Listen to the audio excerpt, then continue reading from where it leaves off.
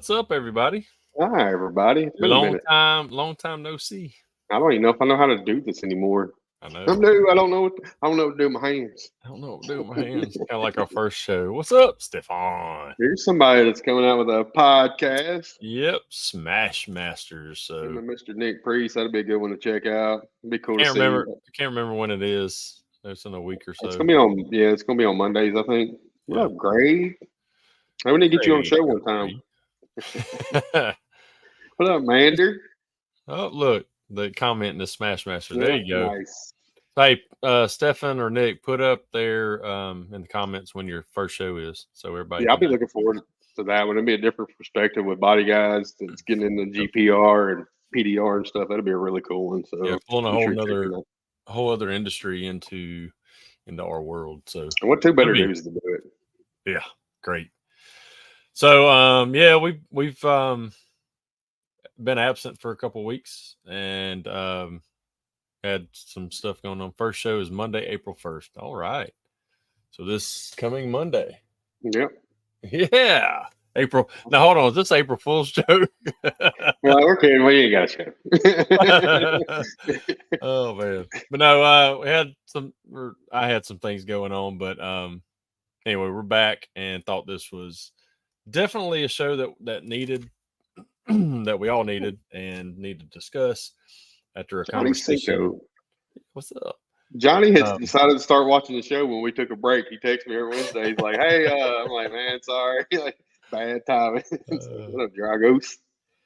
But yeah, me and Matt had a conversation after a big text group. We're all in, and we made comments on some stuff, and we ended up talking about it and decided this is something that we need to talk about. I mean, it's something that all of us talk about, pricing and where we should be at and all this info, but it's never really been put out there and discussed. So we decided to kind of go off script like we normally do and have a show strictly about tonight is retail pricing and having a discussion, how we all do it, how we feel is the best way to do it for our business. There's just a lot of variables in it. I wouldn't say anything is set in stone by any means.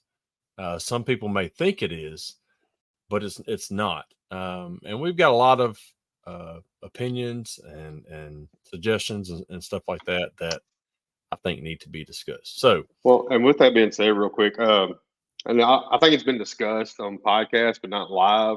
And this will be a good way for you guys to get questions, but let us. We're going to try to hold off on questions to the end. So if you got some stuff, just try to save it till we get to a part where we can answer them so we can get to everybody and stuff. Yeah, because your question may actually be answered just by us talking and everything else. So another thing before we start is y'all keep Ryan Shutt and his family and all that in your prayers, because his shop is pretty close to where the bridge, collapsed, and they'll probably take a hit a little bit, but he'll be fine. We know that. I know Andy's talked to him and stuff, and several other guys have, but it just makes things really complicated right now. So he's a survivor though. Yeah. And then of course all the people that were injured, and I hope they found everybody. But keep them in your prayers. Well, let's shout out. Speaking of prayers, real quick too, Jonathan Bald. I don't know if I ever say his last name right, but with Lido passing away, keep his family in your prayers. That's a huge hit for those guys. That family's really tight knit and stuff. So Lido is definitely going to be missed, not only by him but the whole industry. Like he's started a lot of this industry here. So we've had a lot of heavy hitters that have gone on in such a quick time this year. So anyway, so let's move on. Let's go ahead and pull on. We're gonna have a couple of guests tonight, but we got Mr. Matt Boyette. What's up, gentlemen? Jack Bucknell. What up, pimpin'? Hey, what's going on, guys? What's up, brothers? We'll also have maybe one more a little bit later. Not going to say who it is, just in case he doesn't make it on here. Yeah. But no, we do have another one that has a different side or a different take on another part of the retail. So And before we get into discussion, Matt's got an announcement. If you want to, don't you have something going on, Matt? Yeah. So I will be leaving to go to Italy Sunday for our the DB Expo, which is pretty cool. So I'm pretty pumped about that. So wish me luck. It'll be my first international expo. So heck yeah. Super excited about that. All the tools already got shipped from A1, so they're in transit, flying somewhere across an ocean, and hopefully they all make it there. And so trying to figure out how to do transactions and everything. So a lot of headaches compared to what we normally do, which is just 2 hours south of me. Pretty cut and dry, but this one's a whole nother thing. But so yeah, that's pretty cool. We're doing that. So that'll be April 6th, 7th, and 8th, I think it is, or something like that. It's next Thursday or Friday, next Saturday. Weekend. Yeah, next weekend. Cool. On top of that, I have some new tools that are releasing real quick. There's nothing super crazy, but every dent slayer that we make, which is normal profile, where you're going to come out with a sharp. This is called the super sharp, and so it's got a sharp tip here, and then the bottom is you can't really see it, but the bottom's like a knife edge or like a butter knife edge. It's super sharp. The idea is to be able to push down in a door brace and cut glue instead of plowing it out of the way. So these will be in all the standard dent slayer sizes that we have. That's non-screw-on tip versions. The XL, the XXL, the shorty, and the OG. So the super sharps. They'll be on the website in about 2 weeks. Trying to wait till after I get back out of Italy, and then we'll introduce them here to the States. But and then the last thing, really quick, is coming up this Friday is Good Friday, and I wear this hat every day, which says support your local dent slayer. And trying to keep with that theme, there's a guy that Ted Cunahan, who I don't know him. I just briefly know his situation, that he could use our help financially. And so what I decided to do was this coming Friday, any of my proceeds from my tools, from Dent Slayer Tools, we're going to give straight to his cause. So awesome. If you're looking to buy a Dent Slayer, any one of my stuff, go on there Friday, and any of the portion that I would get, we're going to give straight to him. So heck yeah.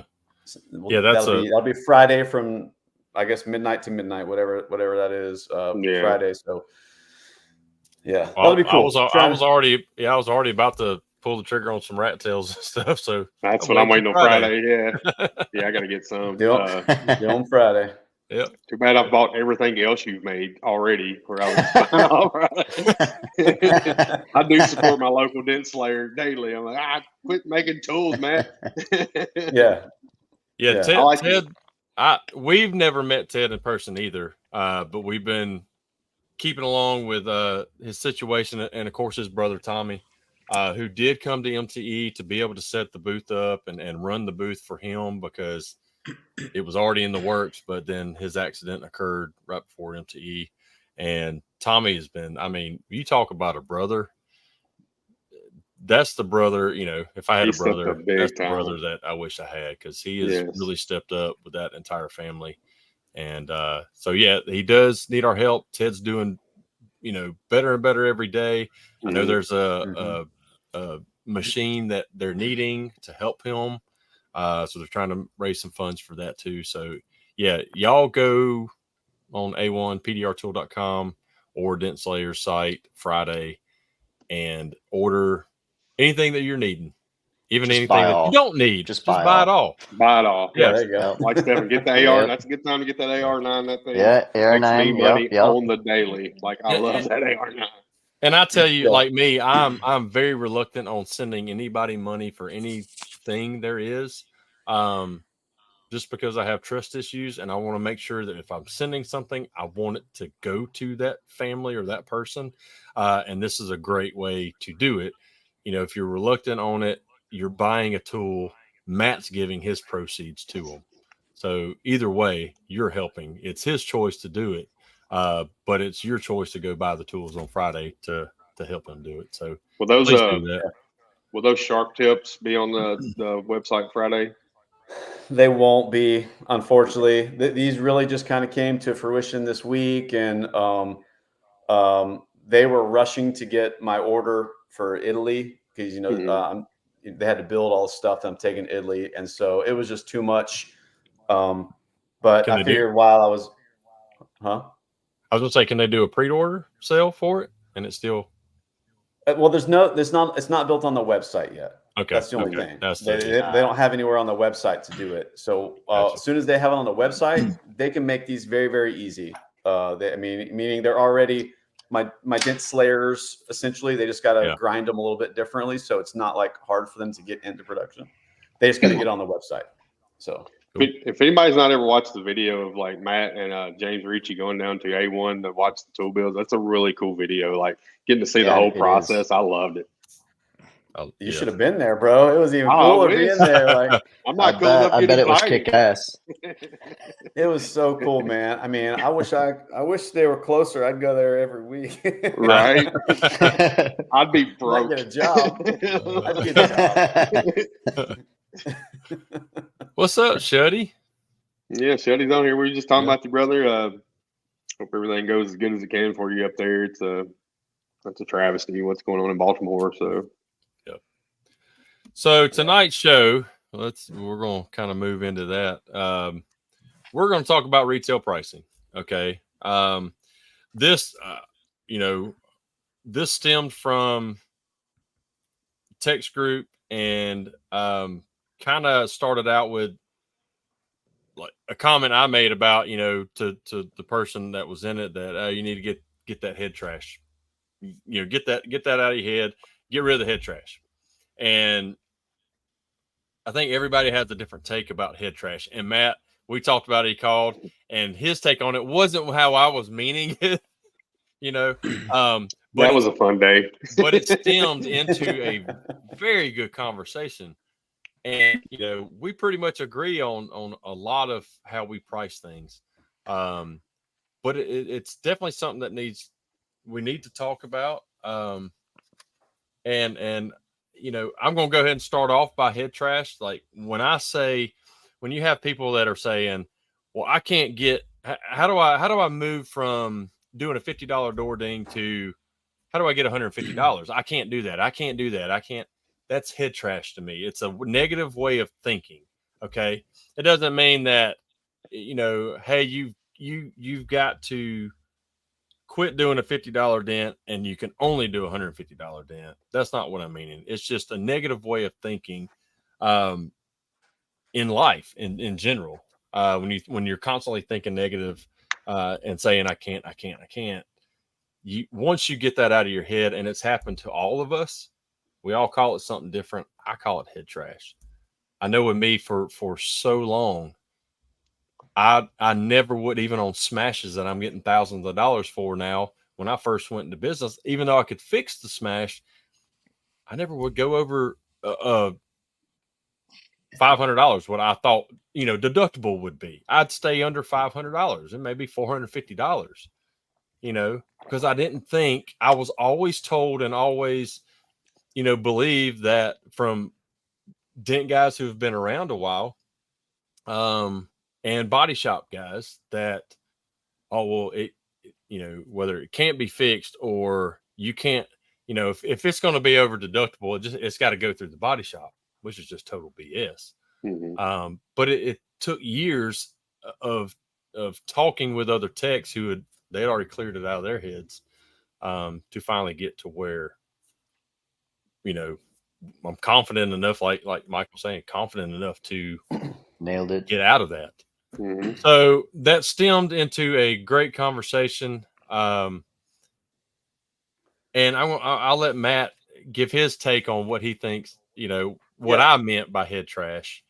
So I think the conversation kind of came from there's other factors that determine price besides just head trash. That's kind of where this conversation kind of spun from was there's lots of things that are going to affect your price. And if we just chalk it up to head trash, then we're ignoring those other factors. So let's talk about some of those other factors. Head trash is a factor. But there's also other things. There's lots of other things. Whether or not you are a solo business operator and there's no other technicians in your shop but you, or whether or not you have multiple technicians, whether or not you have hail in your area, whether or not you live in an area where you don't get the hail that affects or drives how busy your shop is, whether or not you do retail or wholesale, or, there's lots of things. A big one I really would love to discuss is your experience level. I mean, that's a huge thing. I mean, that should be one of the biggest factors that would affect your price, in my opinion.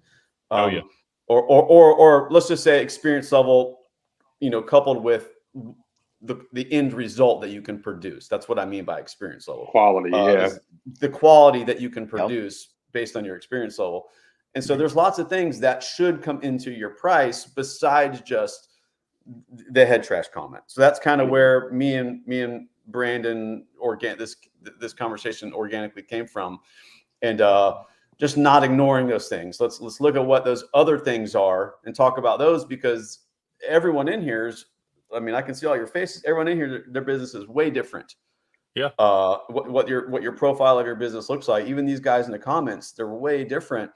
And the way that we look at dents and price things is going to be different based on what our business looks like. Yeah. So I would start out by saying that, we have, if you're not using some sort of estimating software, so you got DentMate, Mobile Tech, there's other ones out there. Hopefully there's some coming. So my whole thing is you've got a lot of people who are I used the Paul Corden pricing. Okay. Price-A-Dent. And yes, I did go up to the 2024 one. But I use that just like everybody else should. It should be a guide. It's not anything that is set in stone, and you have to only do this price for a 1-inch dent like I do. It just say we're on the same quality level. It's not a set in stone thing, and it's never been meant to be set in stone. It's been meant to be a guide. And a lot of people don't think in those terms. They think it's, oh, I can, if that 1-inch dent's 163.77, and you're charging 150 over here, man, you're undercutting me. And that's not true. As long as you're doing what's best for your business, you're using a pricing structure as just what that is, a structure for your business. That's where we need to keep the baseline at right there. Okay. Go ahead. No, go ahead. I was going to say, to touch on that, like, without a price guide, with you shooting from the hip, you're not instilling confidence at all. We're talking about confidence. That's actually where I learned. It was when I worked for Dent Wizard, Derek Kessler. I'll never forget it. He had his sales training at MTE, and poor Evan Torres, he's like, how much is this damage? Evan had to raise that hand, Mr. Gung Ho. He's like, hey, about 250. He's like, hey. So that's where Evan came up with 250. There's no confidence there. There's nothing set. You're shooting from the hip. So the customer thinks you're full of shit. Like you're just, talking about something. You don't have anything set in stone. So that's not helping your process either if you don't have any kind of guide in place. Yeah. So, and then you can take the factors in from there, in which I'll let Matt touch on kind of what we had talked about before. You start building these factors in. So you start with a guide or a guideline for your business, your company. And then. Yeah. So if somebody, I do 2 estimates. I do estimates through my website, and then I do estimates in person. I do estimates on my website, stuff that I feel I can give a price through pictures. I can't all the time, but sometimes I can, and I feel confident, and I will give a range. And I have a long disclaimer in my email that I'd say, hey, this is based on a bunch of unseen factors. When I see it in person, the price is subject to change, blah, blah, blah. So I'll give a price through my website, which comes through my email. And then I'll give, in-person estimates also. But all of those are through Paul Corden Price Guide. So I'll just start off by saying that. I use Paul Corden Price Guide. But I can't tell you that I use it and I'm clicking every single factor and mapping out every single dent. Like I'm using, okay, I'm using discretion when that comes up, um, and there's a lot of factors that are going to determine that. Do I want to do this freaking dent? Do I really want this dent or do I really not want this dent? How full is my shop? Can I do this right now? Or am I 3 weeks booked out at the moment? Are my guys standing around twiddling? I have 3 technicians that work with me. Are my guys twiddling their thumbs looking for something to do?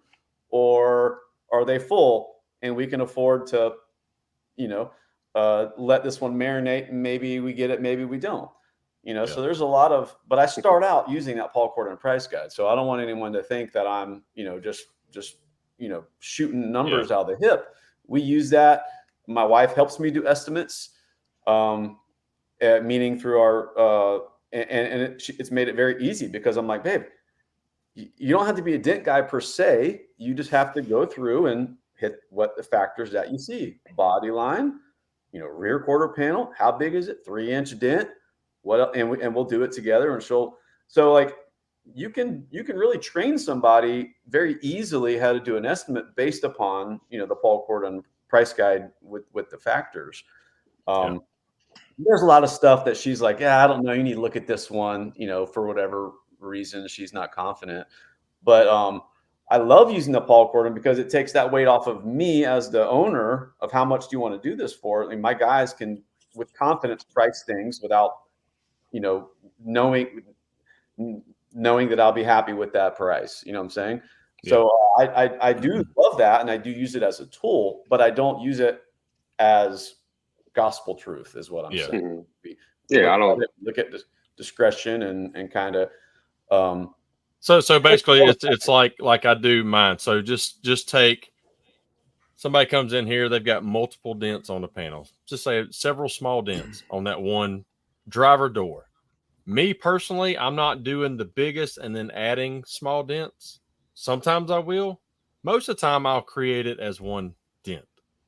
If it's something that, unless it's so spread out, most of the time I know I'm in that same panel. I'm right there. I'm already taking stuff apart to get to it. I'm going to create it as one dent. And I explain it to the customer. I'm like, I can separate these on this panel. It's going to make the price go up. But since I'm already in here, I'm going to take the biggest one and I'm going to add all of it together as if it's 4 or 5 dents, whatever, and they're all 1 inch, I'm going to make a 5-inch dent. Okay. I'm trying to help for my company save. I'm not sticking to every little factor that's on there. But that's not to say that a shop down the road is going to stick to every little thing on there if a customer decides to, price shop. Yeah. And I think that's that hurts us a lot as far as not with me here. Because I don't really have that. I don't undercut anybody. I don't ask them if they went down the road and got an estimate, or even if they told me I've already got an estimate from somebody. Okay, great. Here's mine. Yeah. You know, I may be more. Higher. I may be more. I may be less. But it's a guideline that I'm going by.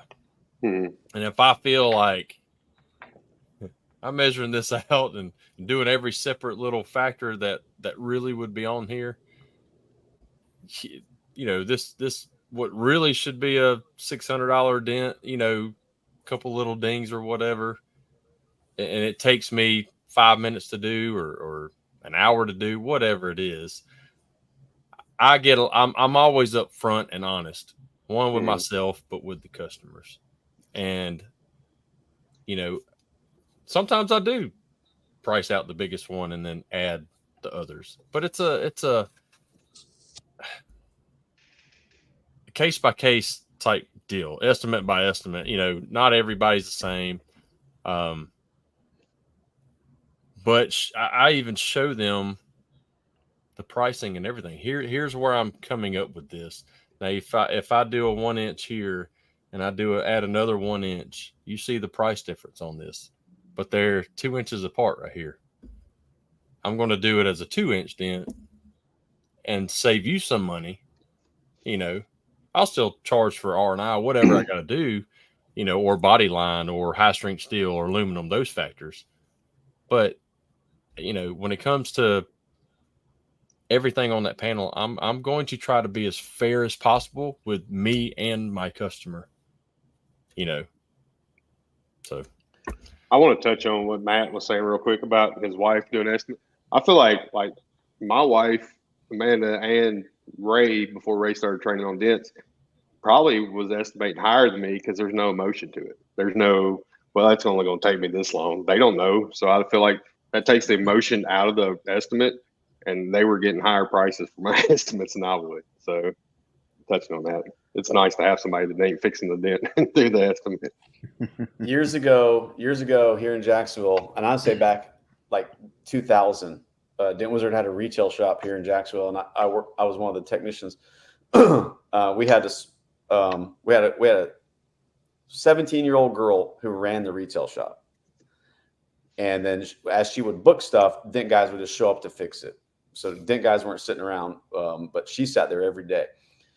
She would price stuff crazy, meaning back in 2000 for what I was like, she'd tell a customer and then just put her lollipop back in her mouth, oh, that's going to be $275. And I'd be like, dang. And then she'd get it, because she was disconnected from that, where I'm the tech, and I'm putting head trash, emotion, whatever that into that estimate, thinking how good I am, how bad I am, or whatever, how fast I can do it, how long it's going to take me.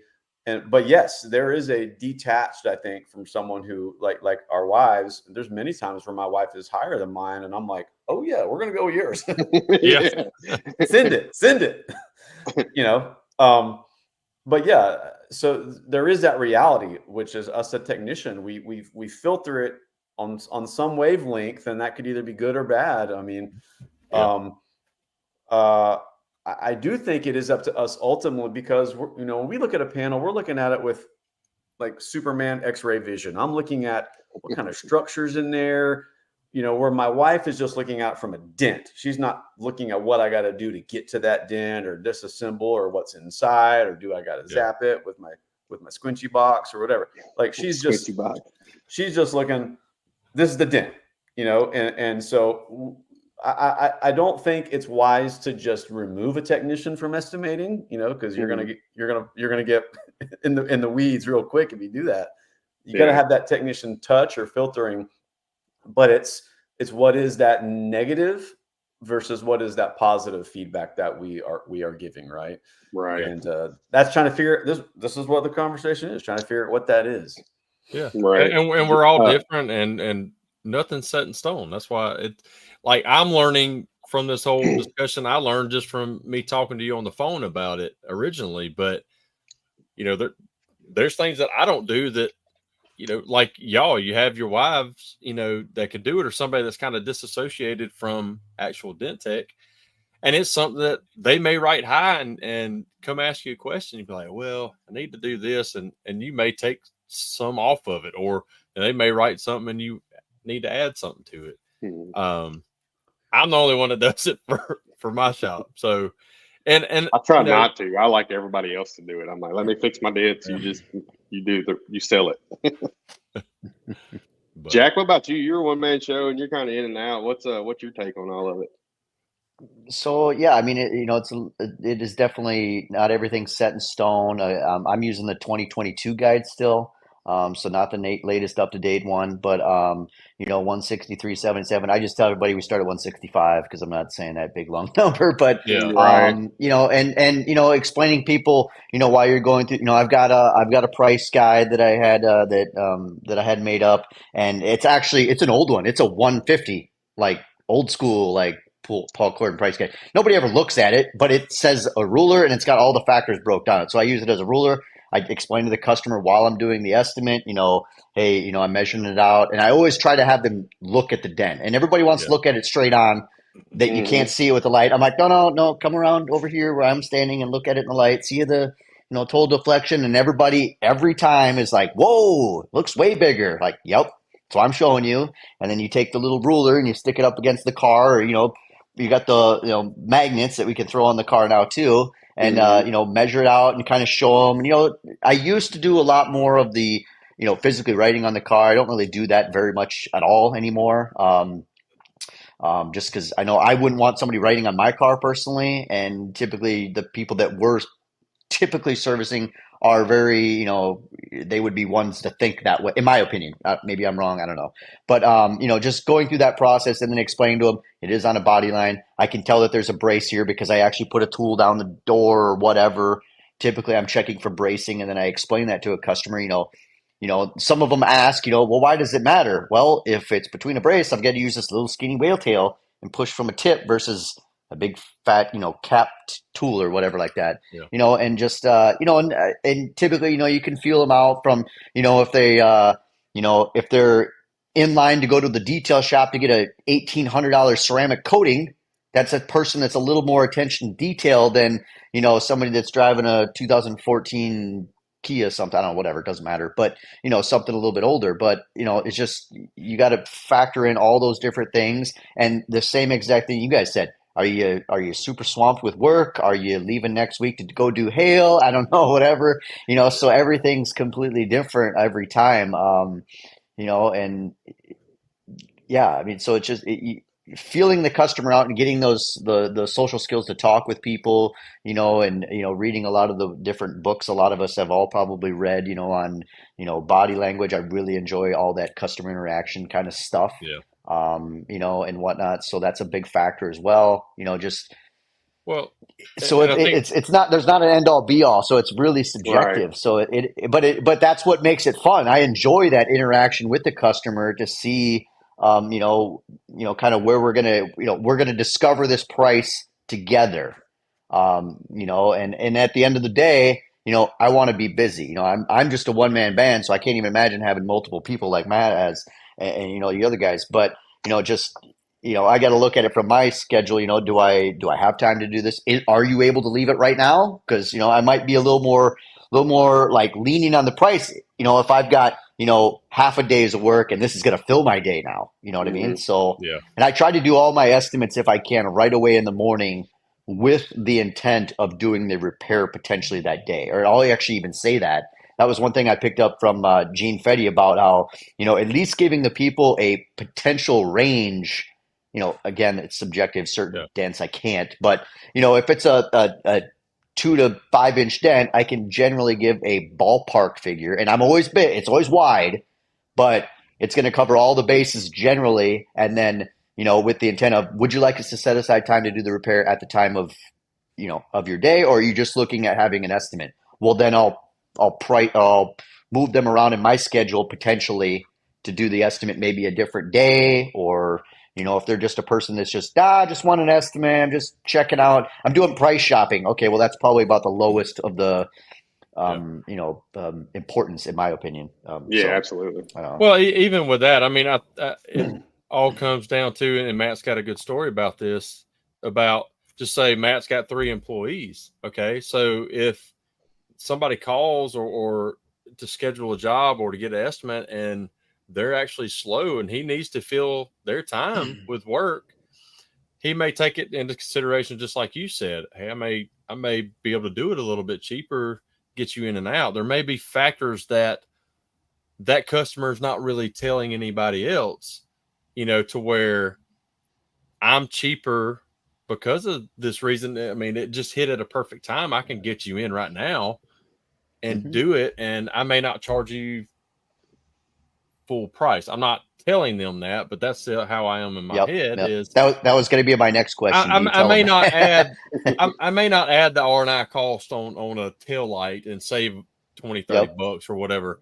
because I know I can pull it out in 2 seconds and get to that dent and I'll be done. And Matt had told me a kind of a story about this where he was not knowing that these people were price shopping, but because of certain circumstances, he gave this customer a certain price. But then the customer goes down the road to a quote unquote competitor and they're higher because they're sticking to that PK price guide and not taking into other considerations and stuff. and the customer's not giving them most likely the same scenario or this, however he told Matt about everything. And so then it comes back, well, I'm going to him because he's cheaper, and tells the competitor that.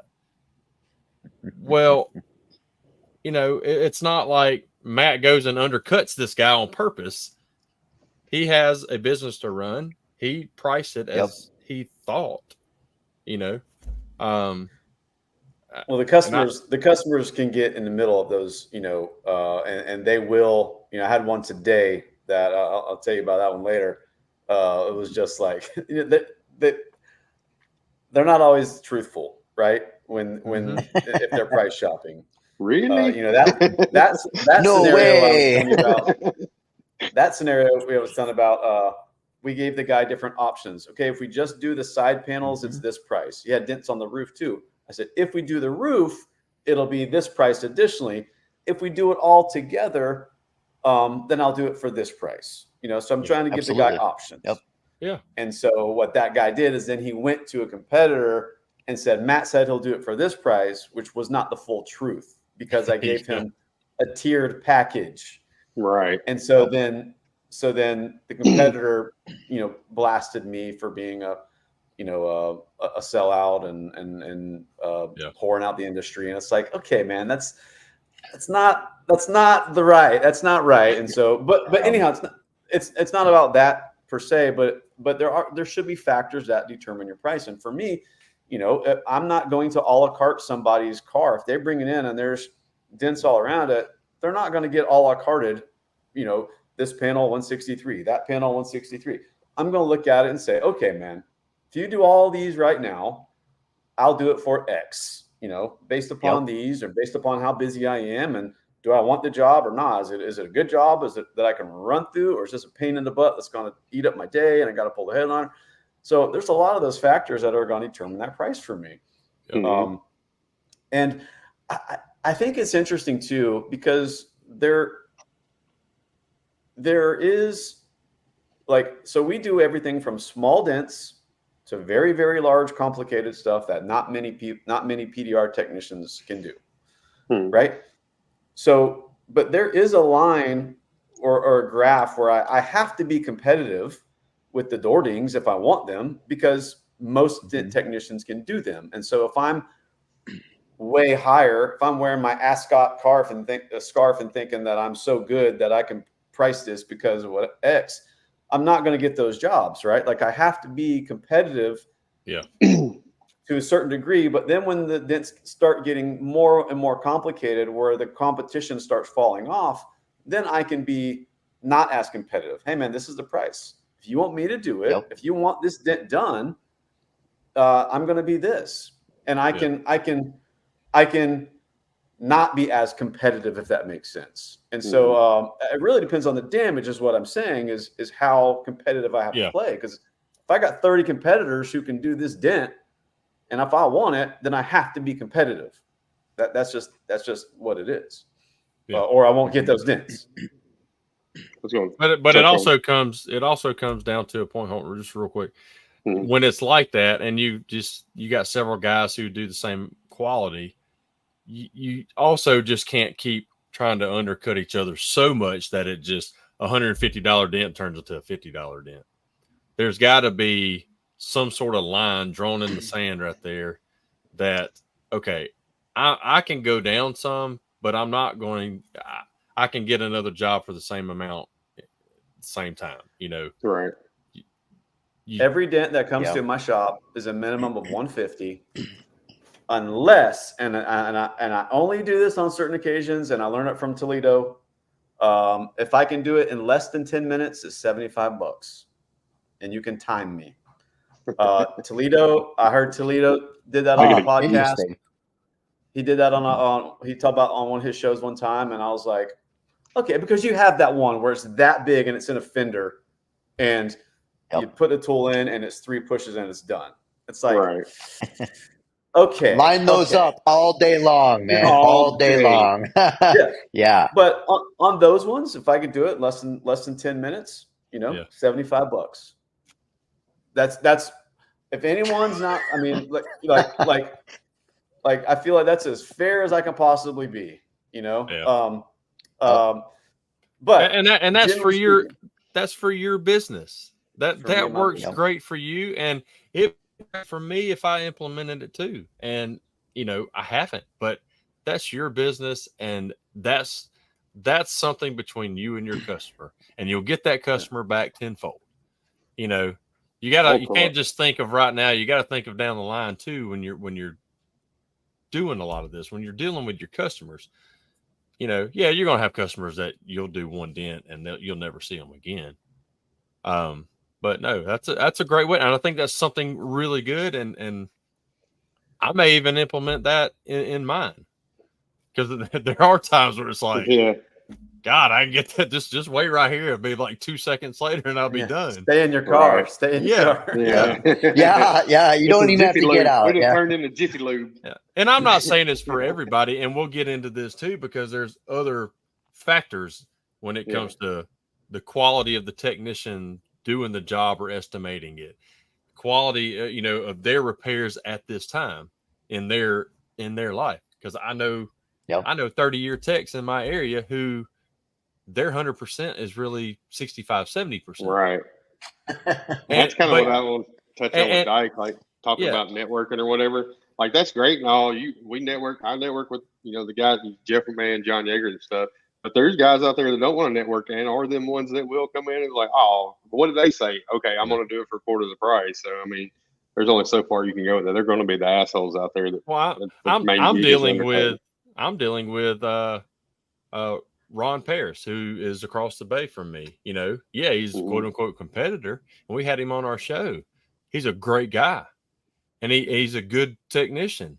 And so, hailstorm that just hit, part of it on my side, a lot of it on his side. He's never had to deal with actually managing a hailstorm. And so I'm helping his wife. I'm helping talking to them. They've never dealt with, dealing with the insurance companies. I'm not saying I'm not going to help you. I'm going to advertise and get all the dent work, hell cars I can over here. Screw you guys. No. Now, there's some of them over there I'd like to say that too, but I'm trying to build them up. And here's what happened yesterday. Older lady called. She is from Missouri. She is down here helping with some family members. She drove through that hailstorm that just hit through St. Louis and everything, and come in needing an estimate. I looked at it. So I looked at the car, and I'm like, it's a 2013 Malibu. I'm like, I'm going to go ahead and tell you it's going to be totaled. Well, she doesn't want it. She doesn't want it totaled. Well, I pulled it around. I just pulled it inside, just kind of lightly wiped it down real quick. I took one quick video of it, and I looked up what Kelly Blue booked. The car's worth $6,000. Yep. Just the tops, I was already over $10,000. Yeah. And so I came smoked. I had a long conversation. I mean, most of the paint on the top was busted. I'm like, I had a great conversation with her. Sweet lady. I told her, you have two options. They're going to total it, and you can take the money and put it towards something else, or you just drive it like it is. Because whether it's a PDR guy or a body shop, it's totaled. There's no way around it. So she leaves. It wasn't 10 minutes later. Ron's wife calls me. Hey, I got this. She's like, haven't gone through this situation, but there's a lady that called and she got hit out of state. And she's wanting to drive over here. That's an hour drive to them. It was this lady. She must have just pulled out of here, called them because her insurance company said she needed 3 estimates. Well, Kim was like, well, we're a long ways away and you're in Mobile. Won't you call Brandon? He's a good friend of ours. He's a great technician, Eagle Dent Repair. She's like, have you gone by there? She's like, I don't know. She just left Eagle Dent Repair. The whole thing was she was trying to price shop. She's trying to get somebody who will do it and not total the vehicle out. And I can't do it. I told them, I'm like, you're not. So when Kim said, well, okay, so you have gone by Eagle Dent Repair. Well, you don't have to drive over here. We can just call Brandon and see she's like, well, I just think it's unprofessional you calling your competitor and talking about my vehicle. She's like, man, we work together. I mean, we refer from a pricing fixing standpoint. I'm not really sure why you would think that. Because I guess I wouldn't see that as a bad thing, but whatever. Yeah, well, I think she was just trying to get somebody who can do it cheap and not total it. That's all it was. Yeah. That's okay. Have her insurance write her some estimate, and they won't total it. It'll be $1,200. No, that insurance company. Sadly, I mean you know how it is. So sometimes they do them video reviews and stuff, and it wouldn't surprise me. Yeah, here's a check of the mail for $1,200. Yeah, with $1,000 deductible. Like what? But and there's no way that I would even. I mean, if I did this job, it'd be one of those trying to flex your muscles type deal, and it's nope, too old for that shit. Smoked. But do we want to get our other guest in that's been patiently waiting? Yeah, we got another guest. Yeah, we got another one. So everybody, we all own. Well, 3 of us out of the 4 own shops, but Jack's not really a mobile like dent guy. I mean, you have a shop. I mean, you most of the time you're in your shop or whatever, or go, lately working Hill Chase and those Hale. places. But anyway, we got Hudson, not in Tennessee. Hudson Tansey's on, and he is a mobile retail guy and can give us good advice on the mobile retail pricing. Mobile. So obviously, he's still true to it. Does mobile podcasting too. Sorry, guys. I was running a little late. Had my largest accounts. Wednesday is my busiest day. So you're good. If I start listing off all the places I service today, y'all are gonna think I'm bragging. That's what happens anytime I start telling anyone. So. Oh, you good? You good? No, it's good to have you on too. Like Brandon was saying, with you with the mobile retail side, none of us do that, so it's good getting the perspective from that avenue too. Yeah, for sure. Can y'all hear me? Okay. Yeah. Yes, sir. Loud and clear. Yep. All right. Cool. I'm about to be pulling into my driveway. I mean, everything you guys are saying is completely wrong, and I'm gonna tell you how I'm right. That's how we knew it was coming. No. There he is. Hudson has entered the podcast. Oh gosh, no. So y'all want me to just explain what I do for my business? Yeah, I mean, because like mobile guy may charge a little different than a shop guy. You know what I mean? But you're out time. You're not just sitting here, the car's coming to you. You're out time for driving and stuff too. Yeah. Yeah. So I don't do I don't offer. You there? Oh, we lost him.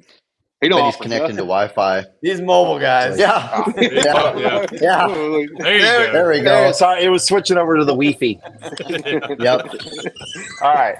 So for my business, here's how it goes: is I have an admin who does all my filters, all my customers. I'm in the South. Everyone that calls has got to give me their sad sob story about how they got their dent.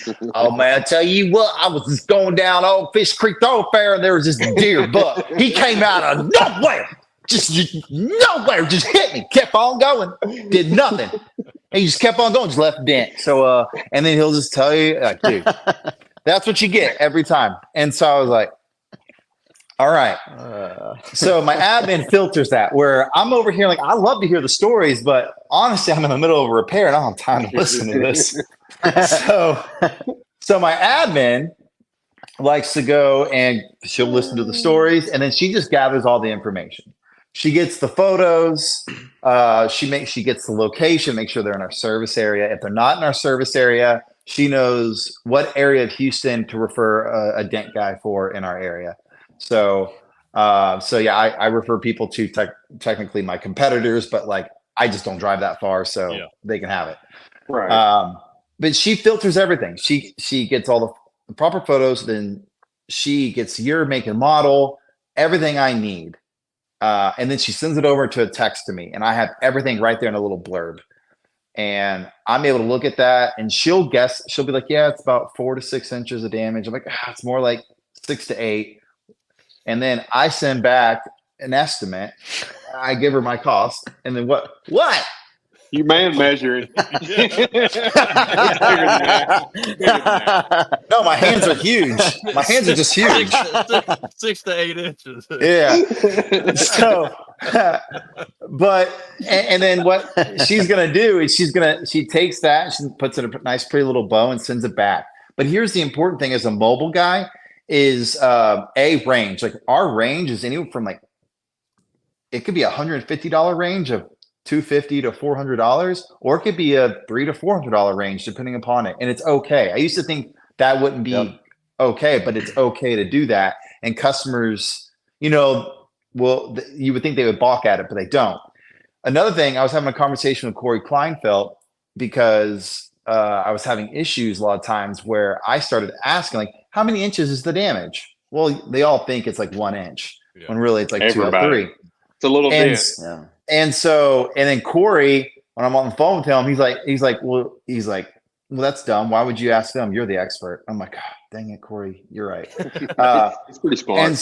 And so like, we don't ask for inches anymore. We just ask for photos. And then we say, based upon the photos, we're seeing about 4 to 6 inches of damage, blah, blah. Every once in a while, they'll argue about like, well, it's probably less. And then that's when we tell them, well, look, if it is less, when we arrive, we're going to measure it in front of you and give you a final estimate. If it is less, then it costs less and we'll go down accordingly. But as of right now, in our experience doing this day in and day out, this is what we're seeing. This is what it's going to cost.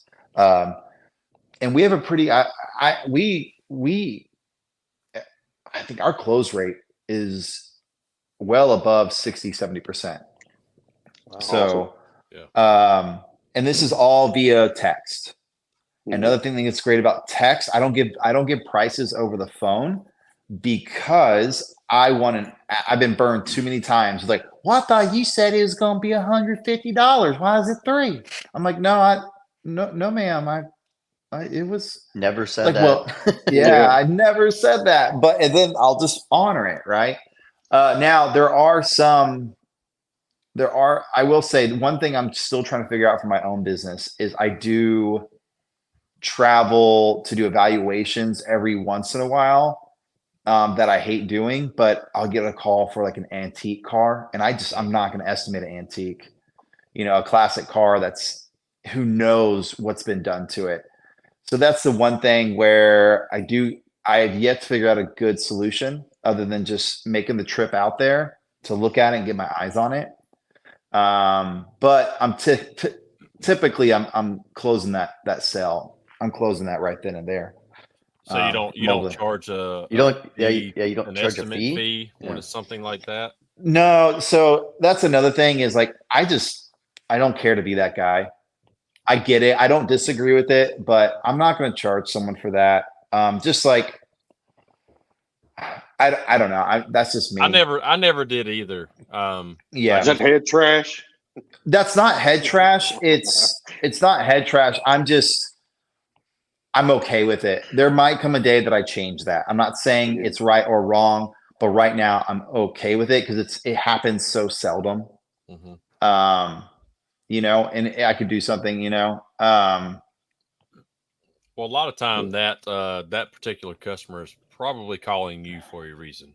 They were referred to you because you're the guy for that particular job. Yeah. Now I will say this. I'll call out some guy. I don't even know this guy.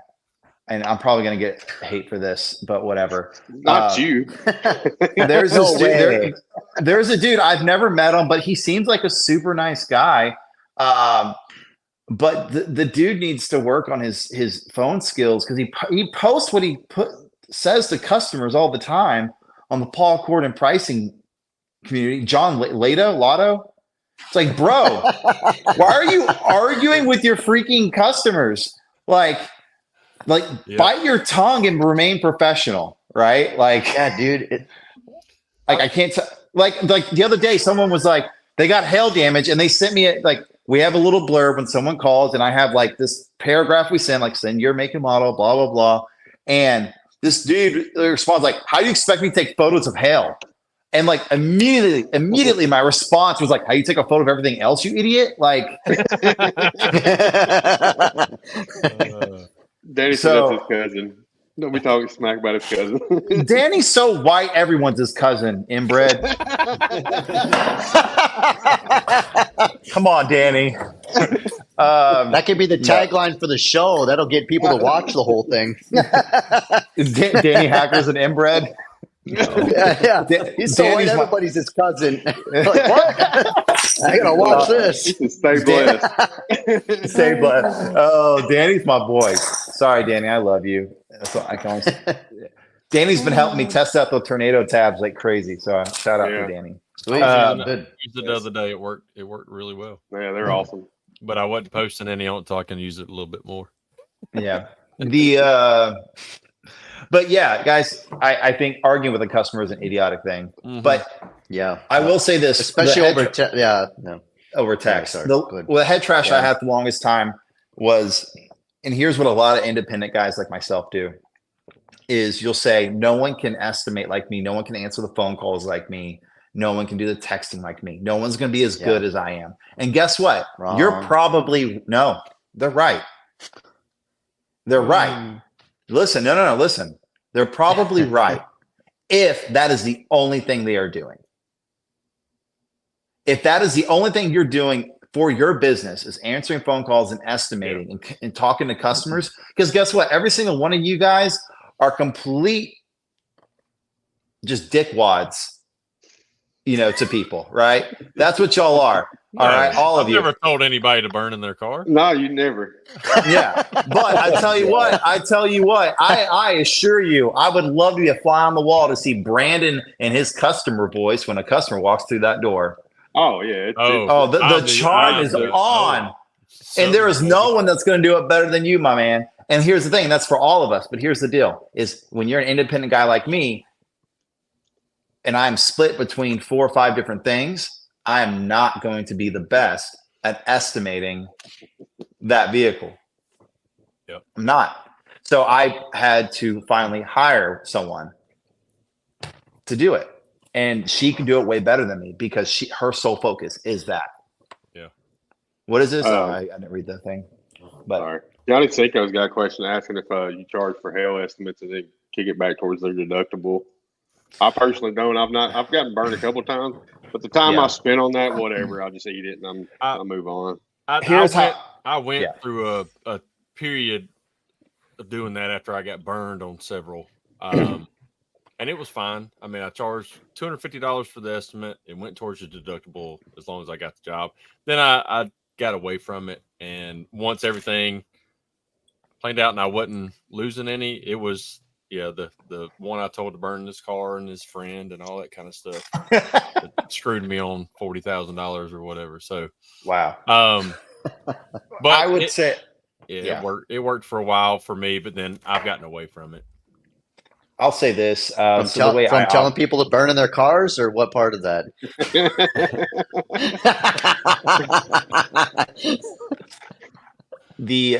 What I do personally is I have a local body shop that I have a good relationship with, and I just straight up tell the customer now, I'm like, look, when it comes to hail damage, I tell them, like, if you want me to be the one repairing your vehicle, just know you're going to have to pay your deductible, and then I'm the one repairing it. And if that is what you want, and you want to pay your deductible, and you want it done right, then drop it off at this body shop.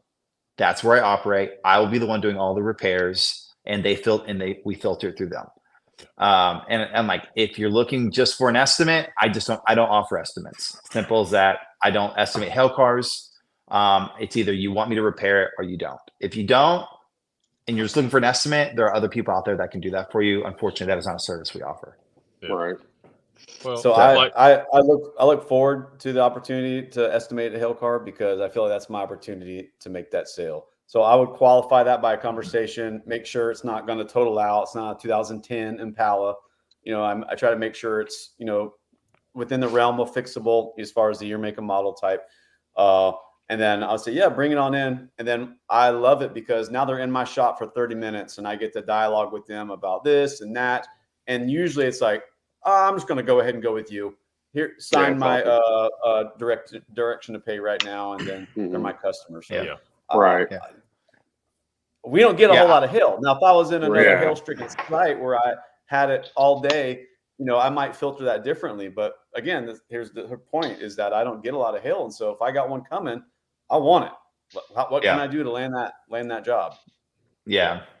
Well, I'm like you, Matt. So when I do estimates through all estimates, photo estimates go through my website. So once I get all that, I send it back to the customer, but it's got a long clause in there that says this is just an estimate from the photos you provided. The price can fluctuate up or down until once I see it in person, we'll measure it out and blah blah blah. I'm not going to set myself up for failure by estimating from photos. I want that customer in front of me, and the majority of the time they're going to swing by here, or they'll just say, all right, go ahead and schedule me. And I'm like, okay, well, once it gets in here, before I do any work, I'm going to measure it out and I'm going to do a proper full estimate on it. If it changes, great. I try to kind of overestimate because I'd rather call the customer or at the end say, okay, well, it was a little bit less than what I originally told you. Yeah. Same thing when I'm doing it in person. I don't know if I will have to take the door panel off, if it's in the area that's behind the brace. So I'll put worst case scenario, and if I can get to it through the window or wiring harness on the door, and I don't have to take all this off, then I'll take those costs off there. Yeah. And man, even sometimes if I know that I don't have to, I do factor all that in. So at the end of it, I can take money off. Look like a hero, And people absolutely love that. Yeah. I might have to pull the glass out because it's laminated and, a carrier plate and all that BS, especially getting like them Dodge trucks would suck.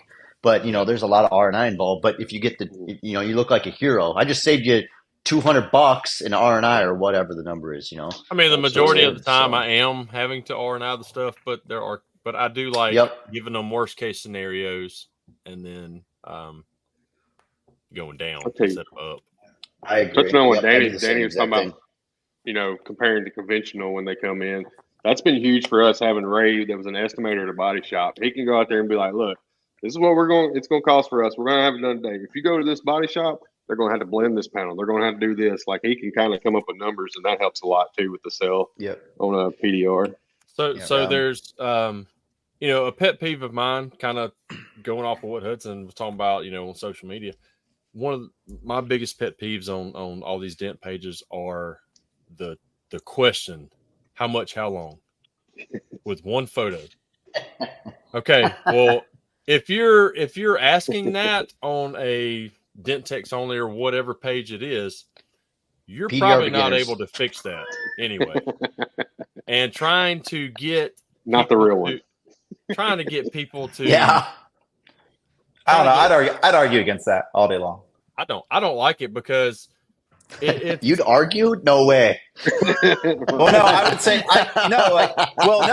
think about it, Brandon. The entire point of this episode and show right now is good dent techs that don't know how to price it. So if they're putting themselves out there like that, then they just need to be educated. Right. Well, my thing is then give us, you're making models, give us several angles, you can't just ask like a customer sending you a shitty ass photo with rain all over it and dirt all over the dent and saying how much, how long. Or when they call you and don't send you a photo at all, it's like, oh, it's only about the size of a dime. Yeah. So my thing is, a lot of these guys who are asking that aren't using any kind of estimating software. They don't have DentMate. They don't have Mobile Tech RX. They're trying to get an idea so they kind of know. Okay, well, it's the same technicians who just say in your area who want the same amount of money for a 1-inch dent. Just say it was 150 or 163.77 or 174, whatever the new one is. They want that same amount as you're charging, but yet they can only fix 70% of that dent. So how I've always told people is, okay, you need the estimating software. Get Mobile Tech RX. Get DentMate. Now, if you want to, you have to be honest with yourself and your quality at this time of your repairs.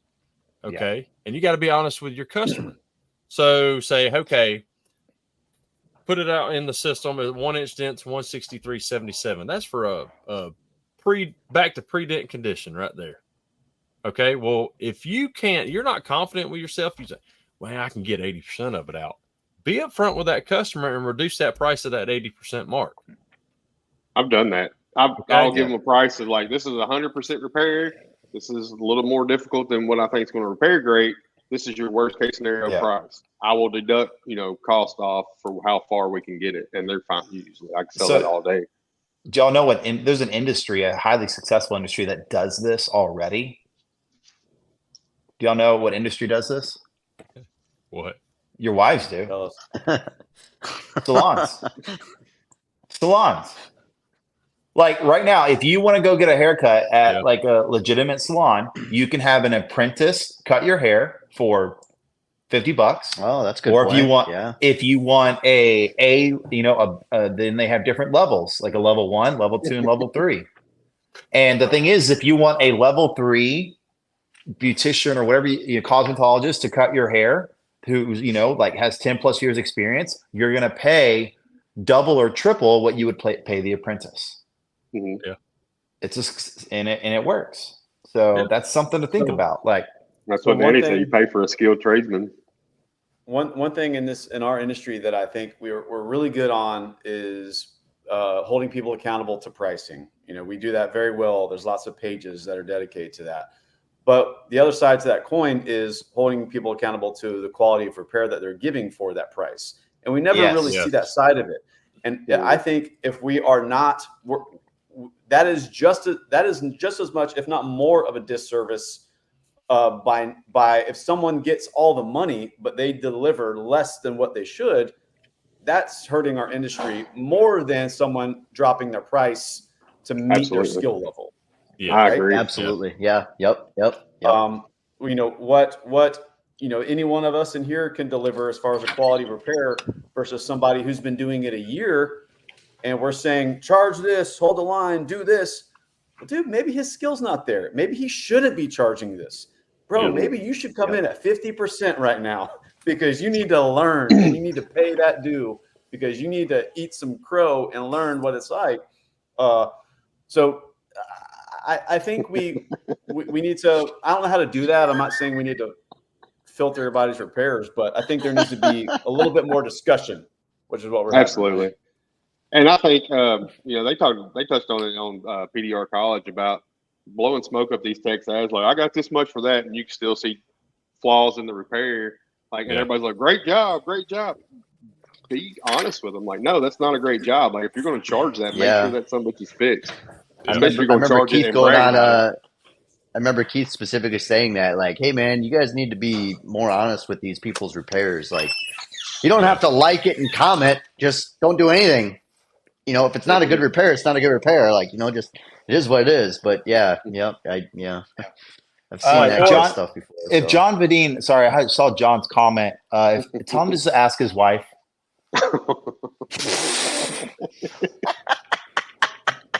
Right. Love you, Sally. I'm glad we knew what we did. I hate the fact that people's like, great job. It's like, no, it's not a great job. Like, and you're like Matt said, hurting the industry with that. But if you go and try to comment on everybody's post and all that when they're posting it on their page or their business page, I'm not going to do that. Now, when they go in to the PDR pages, if they go to a PDR page and start acting like they know something, then I'm going to call them out. Right. Yeah. So, which I just did. But. Whatever. But no, so, kind of going back to head trash for me too, what I,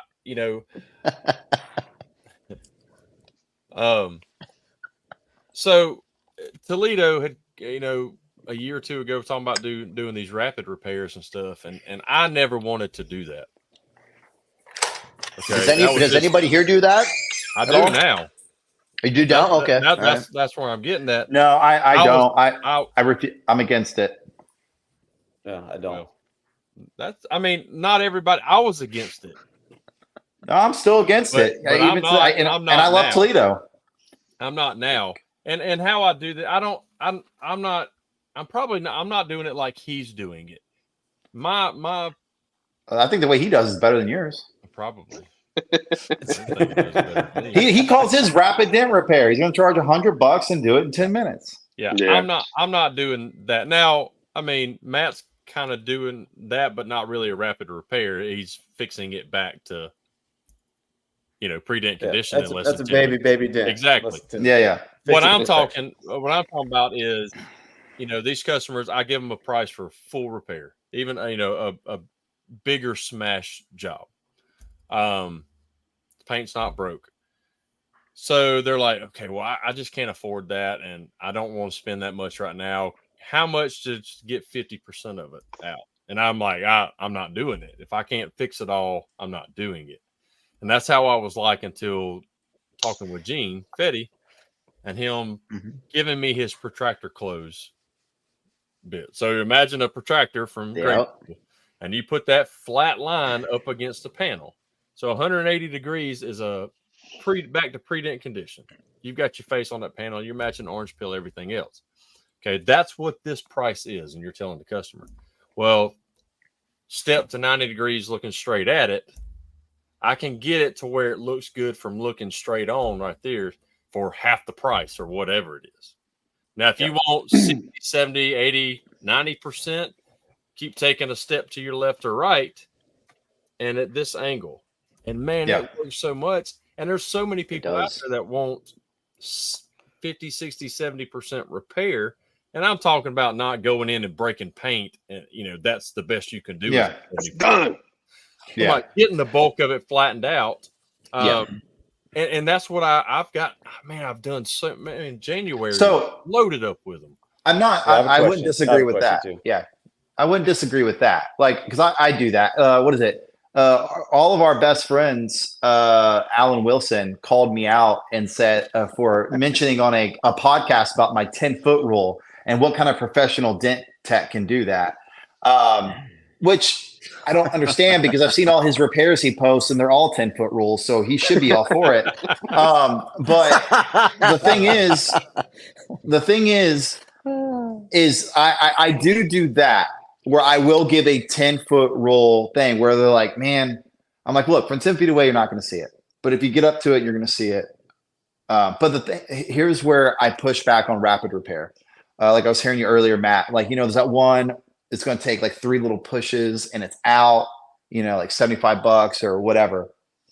The reason why I push back against that is it's putting our skill in a way that, because it doesn't take me so long and it's so easy for me now, it should only be worth $75.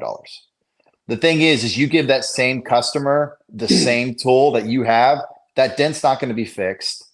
Give it to an apprentice technician. It's not going to take them 5 minutes. It could take them half an hour. So that's why I push back against rapid repair personally, because I do feel that it can devalue a little bit of what we do. So I'm still going to charge at my minimum. My minimum is $150 for anything, even if it's a small dent. It's going to take me 5 minutes because honestly, that's my bread and butter. That's where I'm really going to. That's where I'm going to really start filling in all because doing bigger dents takes up a lot more time and honestly can end up 100%. like being less lucrative than door dinging. Yeah. My issue with rapid repairs is not so much you got an agreement with the customer. That's great. It's going to be this percentage. That's fine. That customer, who's to say they're going to go relay that to the person down the road? It's like, that looks like shit. Like, wow, they only charge me this much. And so that's where I think that's where I have an issue with it because it's going to be passed on that you're doing shitty repair. You know what I mean? So that's my biggest issue. And that was my head trash with it, that I never wanted to put my name on something like that. And that's what I had to get out of my head. And because at the end of the day, I'm running a business. I'm not running hey, I want everybody to like me. If I post it on my page and I'm going to be honest about it. And I have on every one of them that I posted on my page and my business page because I don't put the crap out there on dent pages. Oh, I've seen the ones you post. I'm like, gosh. Oh, well, at least he said he didn't do it right. Yeah, exactly. So I'm like, hey, this is you tried 80% repair. Yeah. This is what the customer wanted. This is what I put out there. I'm not putting it out there as, oh, this is a back to pre-dent condition when it's obviously not, even to Joe Blow out here that can look at the picture and go, oh crap, dent's still there. It's all about being honest. I don't want them driving home. I don't want them driving home, getting out of their driveway, and the neighbor walking over. Oh, who did your dent? Oh, so and so down the street. Dang, they did that. Like they're not telling the full story, just like we talked about earlier. So I'm only taking on dents that I feel I can be satisfied with when as a finished product that I want to charge you for. Otherwise, I'm not going to do it. And if I did, maybe I would do it for free if it was just that, because that way I can say, man, I didn't charge you for that. You know what I'm saying? Like, but no, I'm only taking on dents that I feel satisfied that I did as much as I could do with that dent when I'm done. I respect that. Yeah. And I said I would like come off price for percentage I get it done. That's on large complex damage. Like it's not because they're negotiating price. It's because negotiating the repair. Like it's not going to be 100% unless you take it to replace the panel. That's the only time I'm really negotiating that price point. And the majority of the time when I'm doing what I'm talking about, it's when it's got paint damage. And every time on those, and I tell my customers flat out, I try to send them down the road to conventional until they convince me that I'm what they, want. My repair is what they want as 80%, 70%, whatever it is to help them out. I'll do it like that. But I'm going to. What's really. Sorry, go ahead. I was just going to say it's really interesting to me on people's thought process on touch-up paint, like with the paint damage and stuff. Because I've had so many people go, "Well, I've got the factory touch-up paint," and I'm like, "Yeah, it's still going to look like shit." I mean, obviously, I don't say it that way, but like, I'm like, I use like what Paul Corden said. Black button, black shirt is best case scenario. You're still going to see it, like and there's some colors, like you get into like those beiges and browns. Like I know like a Honda color is really bad. Like that's just terrible. Like, I've literally had the customer buy that paint and I wiped it back off and been like, I'm not even applying this. I'm not letting it go down the road. This looks terrible. Well, I went and got it from the dealership, or I went and got a paint match from they did the camera scanner on it. I'm like, yeah, did you realize especially you go to those paint stores where they mix it, they have signs all over the place. No warrant or no, what is it? No color match guarantee, no returns, blah, blah, blah. They got silvers. I mean, like, oh yeah, my ruby red Ford color doesn't match worth a shit. Well, it's a quad coat. I don't know what to tell you. You're not going to get the same $20 to $40 paint touch-up bottle as a $1,000 paint job. Most people, and again, I definitely undersell touch-up paint like altogether, and most people are like, oh well, I don't know, like I've had it done before, and I'm like, I know you might be happy, but there are people that are not happy with it because they think it should look like it was resprayed for some god awful. I don't know why they get that in their heads, but pricing is one up to you and your business. What's working for you. My whole thing is, are the guys out there not using any sort of estimating software and telling customers it's $50 dent when it's not. Even ones who can repair it back to pre-dent. It's sticking with some sort of pricing structure. Say the Paul Corden 2022 1 inch starts at $163.77. It doesn't matter. I mean, it doesn't mean that you have to stick with that, but stick with a structure. So if a 1 inch dent starts at $150, go from there. It makes us as an industry look so much more professional than trying to pull a number out of your ass. Right. Absolutely. And the days of the $50 dent are gone, for normal. Oh, off Matt. That's been one thing so like one thing I thought was really interesting. So I'm dealing with a lot of like contractor work in a rental right now, and it's really interesting to see a totally different industry on how unorganized they are in their pricing structure, because they're saying they have no some will go off like square footage or some variation of that or whatever, which seems great.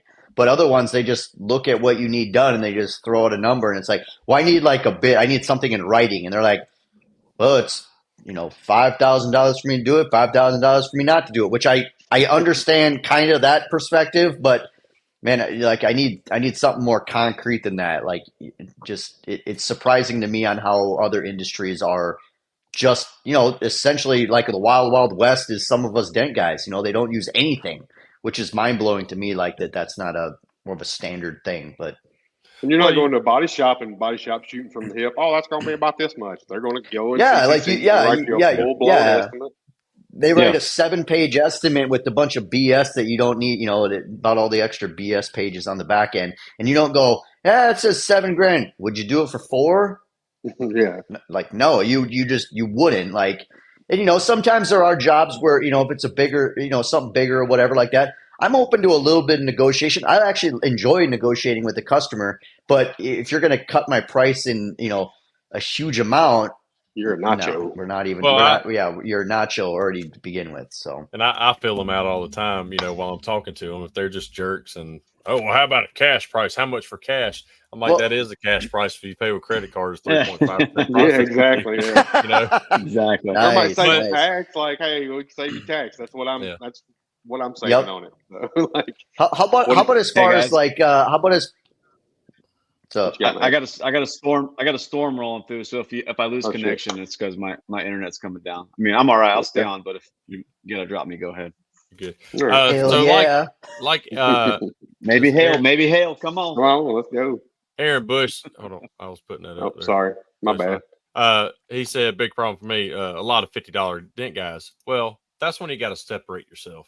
You separate yourself by doing high quality work. You get what you pay for. Posting high quality photos and videos on your page, your business page, that gets it out there. That way when somebody Googles you and PDR in your area near me and there's 10 PDR guys, but yet it's not just your reviews. They've actually got something to look at too. I mean, there's so many out there that they may have a business page and, whether it's Facebook or social media, they don't even have a website. They don't have anything that shows. You got to be building value into your business or your brand. Yeah. Absolutely. Correct. Whether or not that's 100%. Your social media or your Google page or your website or your something shop or whatever that is. Make a video and blog post and social media post on why you shouldn't go with the $50 dent guy. Or I wouldn't do this, but you could say we fix $50 dent repairs or some variation. I mean, you typically can't, but something like that to put fear. I don't really like the term fear, but like some type of doubt in the customer's mind of why they should not go with the $50 guy. Kind of going back to what Hudson said about, getting haircuts done. Yeah, you can go with the brand new person that just got a scissors last week and they learned to cut a semi-straight line, or you can go with the person that's done 10 years of, I don't know how females talk about haircuts, but whatever, layering or stuff like that. I don't know, whatever. So I don't know, but I've got a barber that I go to that I just had, and I've been to him for 7 years now. I don't even have to think about what I'm doing. I just go in. We don't even discuss what needs to be done. It just happens. Boom, done. Might be time to change that barber. No, go with the 10-year guy. One thing I think, and I'll let you hear Hudson's take on this, but one thing I think helps me in my situation is I have a shop. And so as soon as someone walks in my shop, you can see this like, oh, wow, this is nice. Yep. And they're immediately making their decision that they're going to get their dent fixed here versus, the guy in the grocery store parking lot, yes. What, especially if it's some kind of high end car. But yeah, and that's the value I'm talking about. I got my Google signs on the wall. I have my, very nice, clean. Usually I got some repairs and technicians banging, and I'll walk them back there and show them what we're doing, to build confidence and what we can do your dent. Look at what we're doing over here. Yeah. And so it's very easy to make that sale because I have that seen value, versus, a guy without a shop, like in Hudson's case. I mean, you've got to show that value in other ways, right? So yeah, pure sex appeal, mustache. For pure sex appeal, mustache rats. All right, good. Yeah. Got 10-year guy cutting his hair. I'm just picturing Matt's Fox interview on just replay after replay after replay. Oh yeah, oh this is playing again. Oh hey, check this out. No. But oh look, another Rivian from Colorado. That does help. Oh fuck yeah, it does. Yeah, absolutely. I would say I mean, knock on wood. I don't ever want to shop. I'm not built for that. Personally, like my personality. So, but as far as like selling myself, so the way that like I can't. One of the best compliments I get on a regular basis is, "Oh, is this like a franchise?" You know. Yeah. And so because when I show up, I roll up in my van. It's clean. It's clean. It looks nice. I roll up. I've got everything. I've got my logo on my shirt. I'm mustache. Yeah, the mustache. And just I look clean cut, crisp, professional. I try to stay in shape. I don't want to look like a slob showing up to someone's house. So there's just a lot of things. Cigarette hanging out your mouth. Yeah, hey, I'm gonna put your dent. Yeah, and I'm gonna try to speak eloquently. I'm going to present myself. Another thing I do to separate me is when I do pull out Mobile Tech RX, like I have it out ready to go, and that is a sales tactic. So like y'all were talking about earlier, whenever I'm selling to someone, if it's a 2-inch dent on a body line in aluminum, but like let's say the body line isn't hit too hard, it's a pretty shallow body line hit. Like, look, this is on the body line. I have to reshape that, but I'll just show them like where it's clicked. I go, I'm going to take that off. Yep. Right in front of them, and they see that price drop, right? And so that's a sales tactic I use. But making Mobile Tech RX the enemy, and making myself the hero. Yeah. So when I show up, looking professional, speaking professionally, having the professional tools, having everything ready to go, a system and a process, and even like knowing their name, first and last name. When I show up, I'm greeting them by their name. Mr. This, Mrs. That. If I can't tell, then it's Texas. I'm safe. So Toledo probably has to deal with some more issues, but yeah. So that's how I handle it, Matt. But like I said, I don't ever want to shop, because if I was stuck in a shop making metal flat all day, I would just want to kill myself. I don't get up in the morning saying like, man, I just can't wait to make this freaking metal flat. I wake up saying, oh, I get to meet like 4 or 5 different people I've never met before, and they're at their house and they're super comfortable, and we are going to have really good conversations while I make some money. Right. But that's my personality and how I'm wired. Yeah. So, and that's why I structured my business the way it is. And if that's who you are, then think about that. But if you're not, like if you're like my buddy Billy Joe Verdon, who's an incredible technician, that dude, he doesn't want to be in front of a customer. He's just like, just put me in the back and let me push dents. I don't want to deal with anyone. And he's great at that. Yeah. We need all kinds. So, and if I was at a shop, I would just get in trouble all the time. I can see that. I'll be right back. Okay. So we had one other thing. There was lots of times. Lots of times I was doing mobile repairs. I don't do a whole lot anymore, but when I was doing mobile repairs, you'd be in a neighborhood and you're doing one dent, and then that leads to the guy down the street talking to you. Oh gosh, yeah. And I mean, it opens up. It's an easy way to open up more jobs, and so I do miss that sometimes. You don't get that in my shop, and people are intentionally coming in my shop. So that is something that you do miss, getting out and working in different environments. Or dude, one of my best. Oh my gosh, best freaking thing, best retail ever. I show up to this guy's house, and a little old man with glasses comes out in an apron, right? And I'm like, nothing working on his dent, right? And he starts looking at my tools, like picking them up, and he's looking at all my tools. And I'm like, his apron said woodcraft. And I was like, oh, you're a woodworker, huh? He's like, no, I'm a gunsmith. And I was like, oh, America. Can I see? Can I see? And so he took me in he's a gunsmith at his house. And so he took me in his he took me in his gunsmithing area, and it's just guns and security and lathes and laser engravers and all this stuff. I was there till 6:30 that night, and he was engraving all my hammers. Dude, I miss that kind of stuff. You don't get that when I'm coming to I have my so retail many. shop. So many stories like that. Like the great thing about Texas right now is like when hunting season's over and everyone's got their deers processed. Jack. Go ahead, Jack, get it out. Yeah, please give Danny. There you go, Danny. All right, for you, Danny.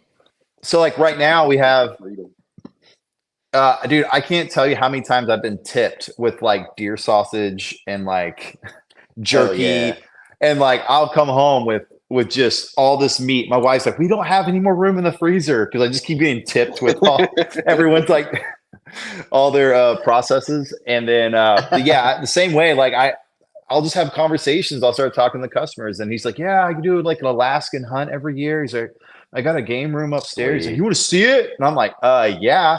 And this dude's got like two moose, like the size of a miniature, like a Mini Cooper on the wall, and like grizzly bears that he's all shot, and dude, everything. That's awesome, man. As far as the shop goes, I think as far as the shop goes, there's a misconception that we just sit around twiddling thumbs, bored all day. If you got a shop and running it right, like I look down, I'm like, oh shit, it's 5 o'clock. Oh, we're shut down for the day. Like it just time flies in the shop. There's a lot of people think you're just dragging ass, and it's not that way. Like it flies. I don't think you're doing things. Yeah, I don't think that at all. I just know like me being stuck in the back working, like that would just be soul sucking. Mm-hmm. So I would need conversation with another human. It's not made for everybody. I mean, everybody's different. I mean, that's why whenever everybody. That's when I saw y'all's show. Like, let's be honest, guys. I'll tell everyone right now. Like, I saw y'all's show topic, and I go, "Do y'all have anyone talking about mobile estimating?" And they're like, "No." I'm like, "Well, if you want, I'll come on." And they graciously allowed me to come on the show. So good Lord. Okay. Can we all just shut up? Thanks for giving us the hand. Yeah. So everyone, that's great. Can we all just shut up? Hey, Matt, can you just answer this guy's dang question about the freaking marsupial platypus, whatever question? I don't know who NJ is, but the dude needs to know about your platypus. All right. I got all kind of videos on it on my Instagram. There's you can go there. But no, he needs a YouTube video, Matt. If he doesn't have a YouTube video, then it's out of a panel. You're a platypussy if you don't have it on YouTube. I got one on YouTube. Oh man. Yeah. Never a dull moment with Hudson. Okay, NJ Droner, please go to all his socials and then it's there. Platypus. If you don't like every single video, are you even a fan?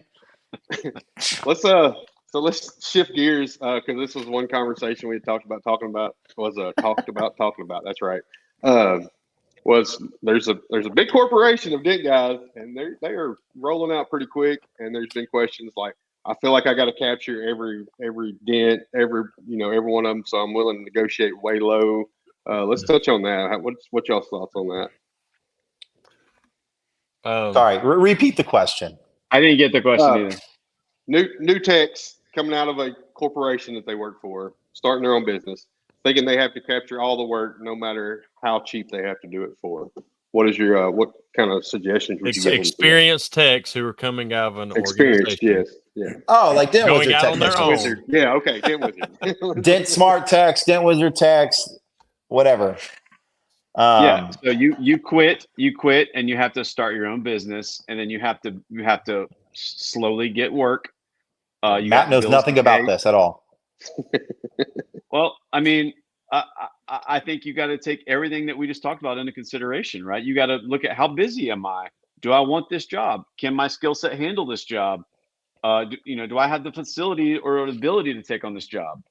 There's lots of factors that are going to affect price. What level of skill can I get this to finished quality? But I think the main thing we're talking about is these guys need work. and they're feeling like they can't compete. Let's just say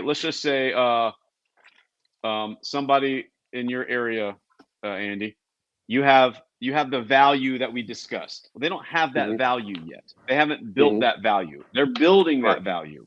You've already got that value, your shop, your reputation, your Google. You got those things, this process is already going. So you have that tangible value where they don't. And so they're trying to build that in. And so they might have to lower their prices in order to slowly get to the point to where they can show that value. I think that's the question.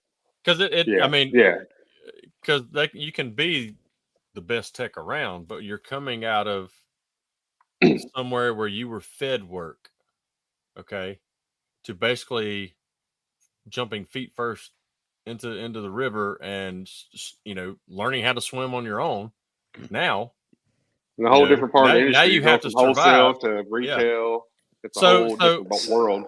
And all of them are totally different. Just like I was when I learned this, I was in a body shop learning how to do this.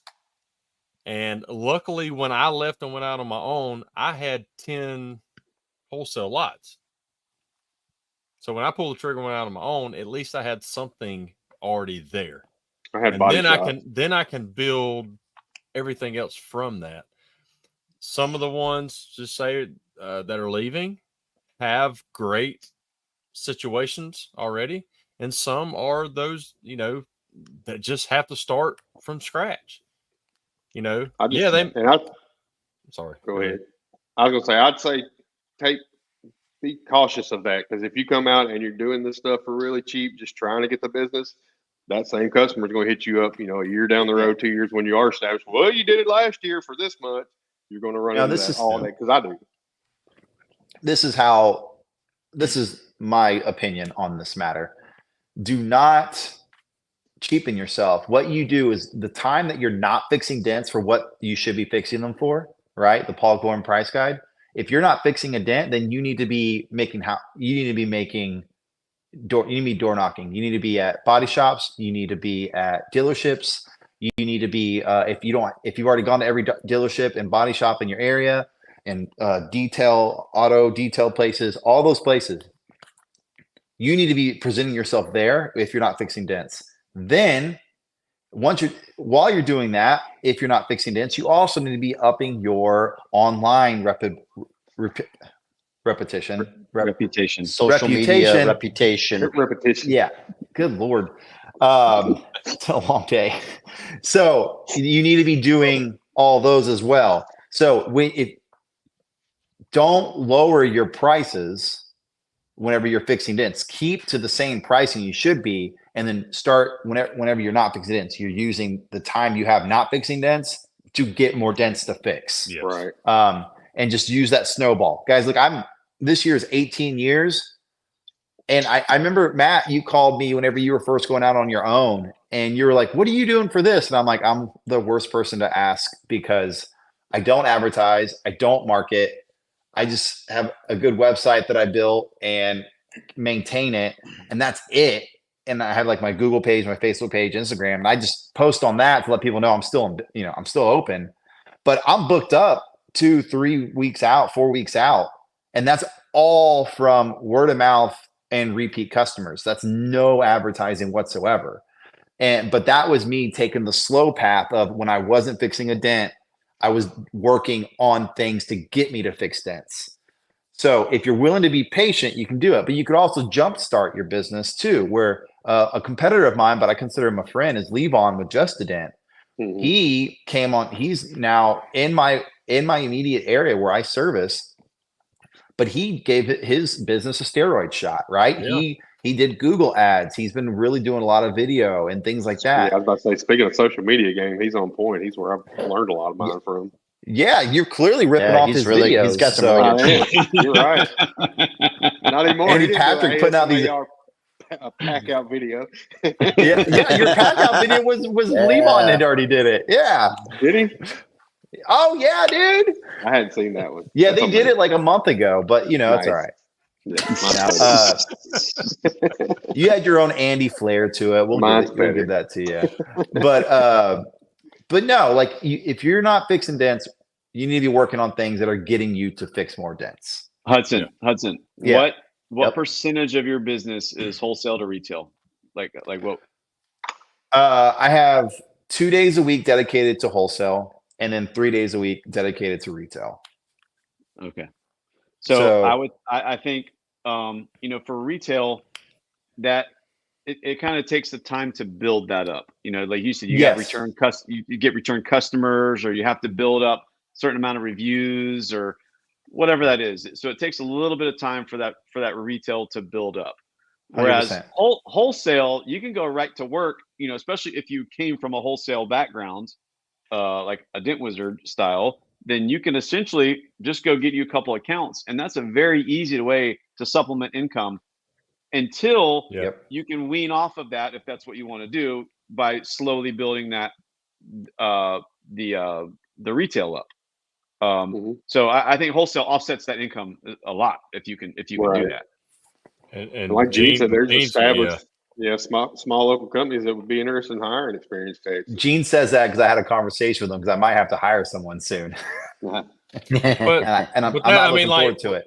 When Andy was looking to hire, he would rather hire an experienced PDR guy than to try to hire somebody and train from scratch. Absolutely. It can make him money a lot faster, and then he can further their skill, or if they need to, but from there. I had to take a different route, and it's going to work out. It's just going to take a year of me still killing myself while I'm trying to help him gain what he needs to be successful too. So I just keep telling myself it's a year of just grinding and helping as much as I can to try to get the best result possible. But it's when you step out on your own, you can't just expect to make exactly what you were making at your previous employer. It's going to take time, because word of mouth is still your biggest advertisement. And for you to build a reputation, it takes time. So you're looking at a minimum of a year to build up enough. But like Matt said, and I did originally, I had wholesale accounts that would basically just act like you're an hourly employee with commission. Your hourly pay are those accounts. Your commission is all your retail stuff that you're doing over and above that. But if I lost the retail, at least I have a base pay, because I know I can go make this much money every week at wholesale accounts. So you speak of word of mouth, body shops, like the body shops that I had when I left Dent Wizard that allowed me to leave Dent Wizard. That's the best word of mouth I got. Now that I'm in the shop, they're telling people to come down here, or they're, we're working together still through that. So body shops, if you can find some small mom and pop body shops and stuff like that, that's going to be your best friend if you can get in there. So when I was chasing Hale, we would have experienced guys who can run through cars and turn numbers really quick. And then you have new guys come in, new technicians, and they want to be making that big guy, that fast guy money, but you can't. You got to pay your dues. You got to put in the time. You got to put in the reps in order to get to that point. I would say it's the same within your business. Just because you're a 20-year tech or whatever, you're a brand new business owner. Like, you are new. And so you do have to pay a little bit of that dues there. You can't expect to walk right into an industry that Hudson's been dominating in his area for 18 years or whatever, and immediately jump to a competitive level with where Hudson's brought his business. Even if it's a 20-year technician, you've got to pay your dues on the business side of it, right? And so, I think it's unrealistic to think you're going to come in and just match your numbers and fast pace your business right up to what Hudson's put in the time and energy and sweat into doing. There's two skills. You're a technician, you're a business owner, and that's that's probably a bigger skill than being a technician, is getting that business to where it's like a boat, right? Like when you start a boat, there's like this time where it's lagging, then it gets up the plane, and then you can let off the throttle once it's up the plane. It takes a while to get your business to where it does that. You can't just immediately ask to do that. Yeah, see, Matt Moore, he was not only that, but also you're the advertiser, the social media content creator, you're the estimator, you're the phone answerer. I mean, you're doing so many more jobs. I mean, especially guys coming from big corporations.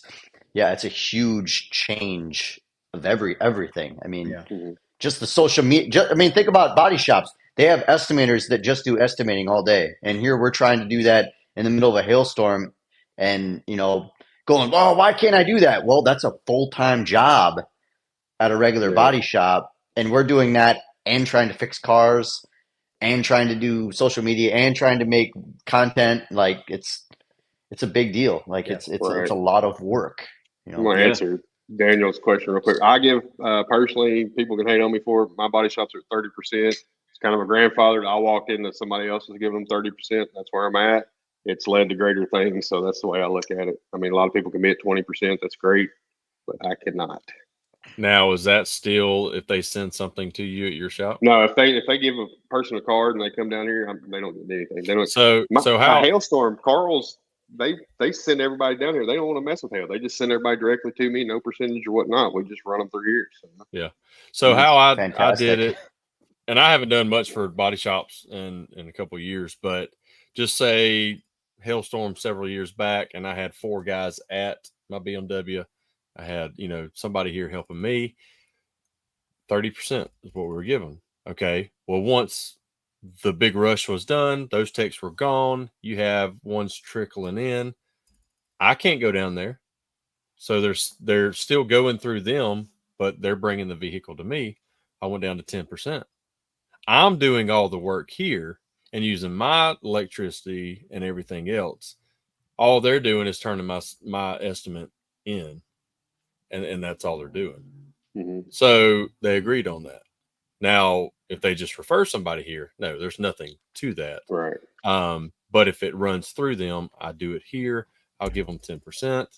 That covers their little time on it, and I'm fine with it.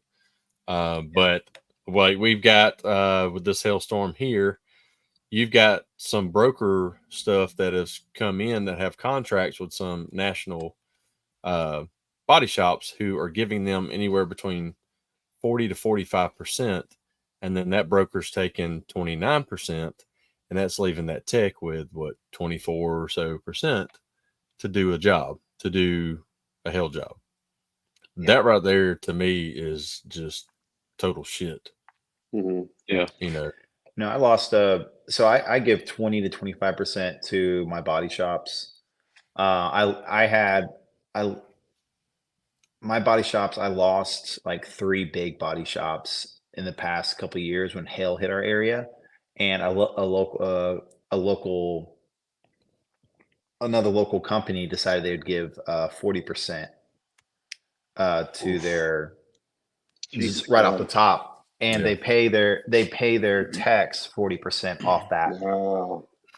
And I've seen their work, and it's not up to snuff. So, and this was like these were body shops that I've serviced for 10 years. Right. And it really hurt at first because I was like, really? But they had gotten bought out. So all the mom and pop guys that were still there, they wanted to use me, but they now have this corporation telling them, no, you have to, like, oh, we're going with the company giving us the biggest kickback. But the shops that I do have, I always tell them, I'm like, every other sublet vendor that comes in here and does work for you, you get to mark it up, don't you? They're like, yeah, but I don't get a markup. You can't mark mine up, can you? They're like, no, not on hail. Okay. So how about this? I still have to take a discount, but I will discount it at the rate that it still allows you to make 25% on it, like you do every other vendor. So a 20% discount is the equivalent of a 25% markup. And some of them like, well, that math ain't math. And I'm like, let me explain it to you. I had to go through that exact same thing. Yeah. And then once I explained it, they're like, oh, that makes sense. Okay. And I go, and look, you're never going to have, you're not going to have comebacks from me. You're going to get quality work, and you're going to have less headaches and hassle. That's what you're going to be dealing with. Now, the thing is, I'm still friends with the guys who estimated that at the body shop where the guy's doing 40%. And the thing is, like, I asked him, how's it? And he's like, well, it's definitely not your quality, but customers aren't that smart, so it's working. And I'm like, golly, is that what you want to be? Is that the kind of body shop you want to be? Like, you got to like hope and pray that they don't see the bad work. The Gregory, I think it was Gregory, his about chasing. No, that's Matt. Never mind. I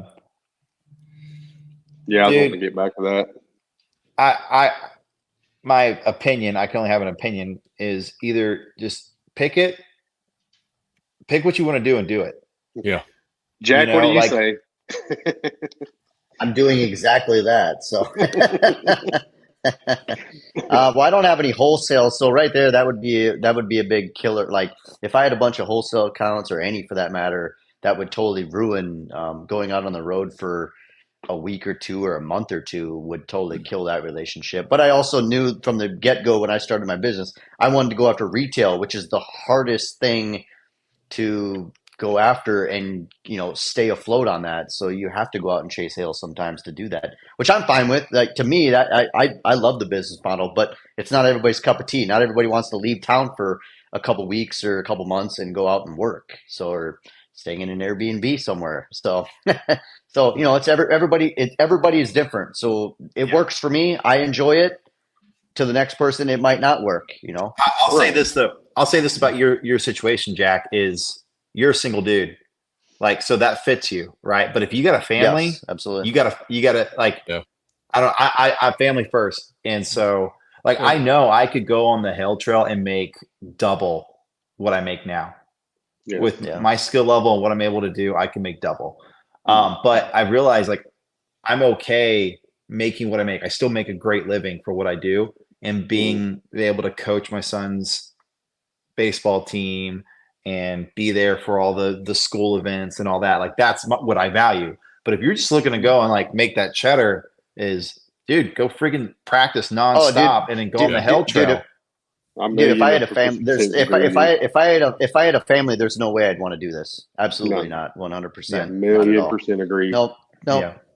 So, Daniel, I give all R&I times to my body shops. Absolutely. I would. You can take all of that money. I don't give a even taking hoods off. I don't care. Well, I don't care. I'll even do this. Nope. Yeah. This guy typed a. So we got a book here. It's all different though. So say when I only chased one time and I was set up by myself in a very small body shop. Okay. I let the very first car, they decided they wanted to do the R&I. It was a Suburban. It took the guy, it took him a full day to drop the headliner.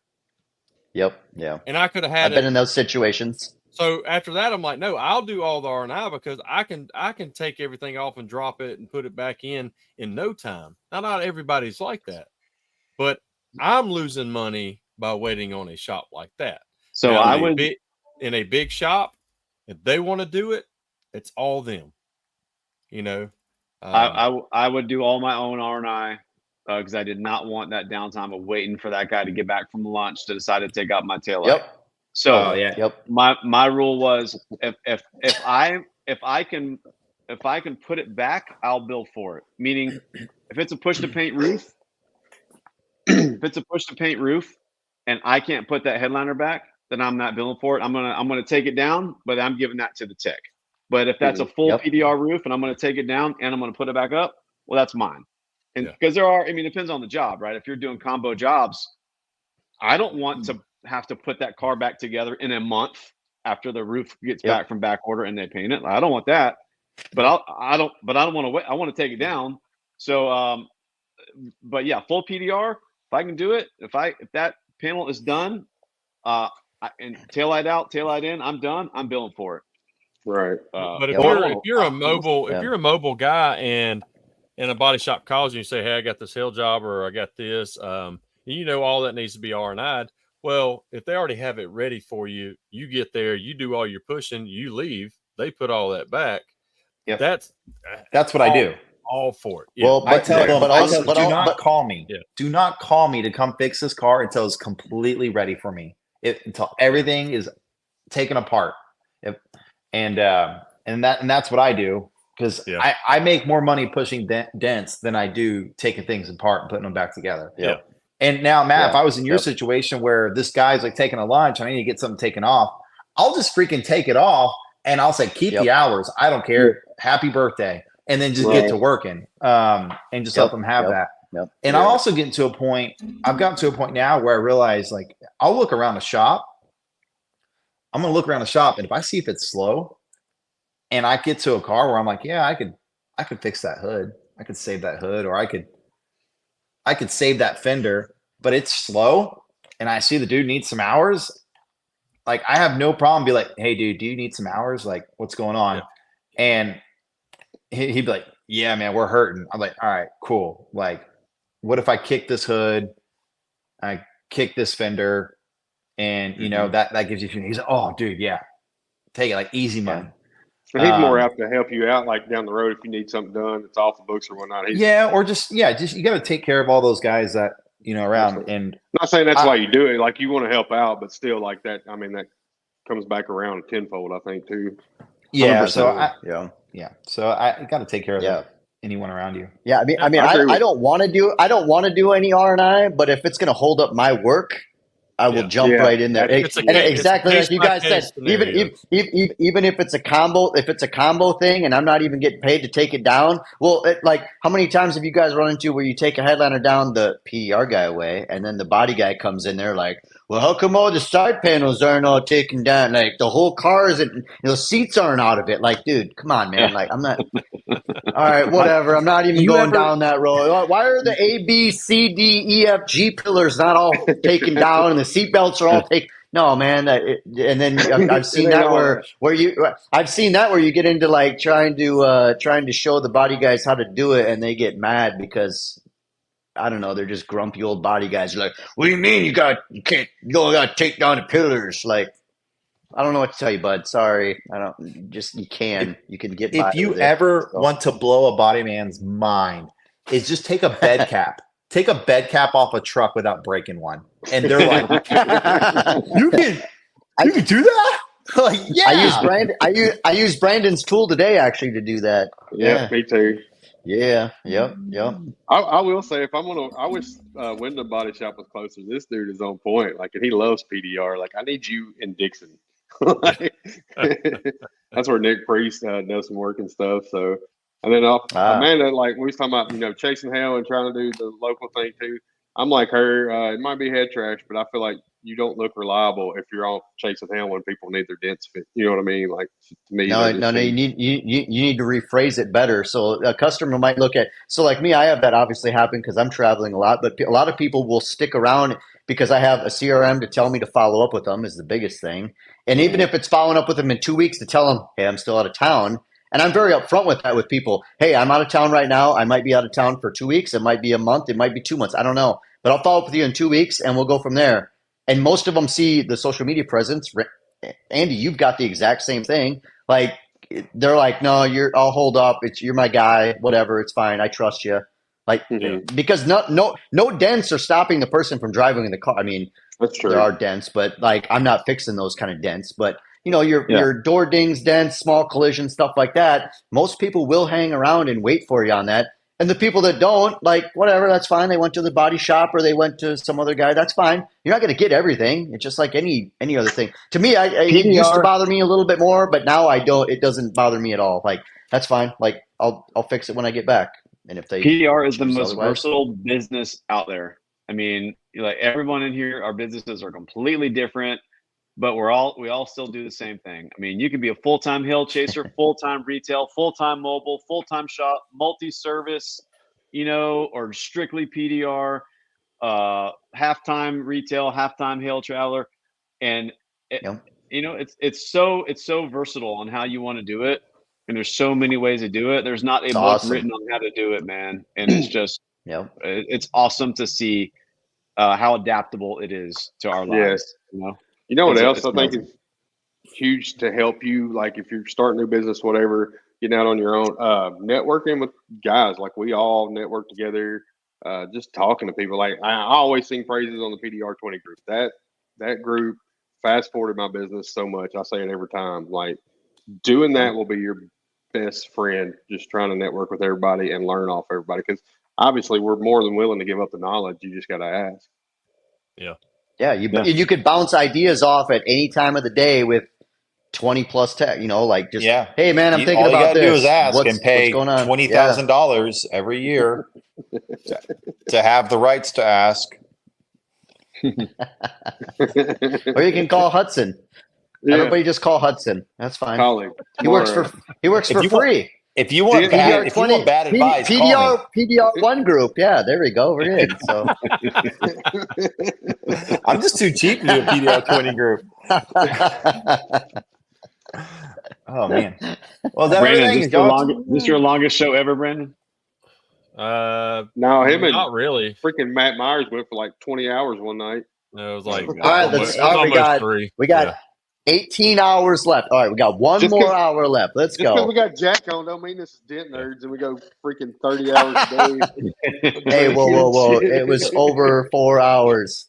Well, the after show is actually the longer part, but whatever. Gosh. So I'm pretty much, positive we can all agree on the pricing stuff that one is your business, your company need to stick to a pricing structure of some sort.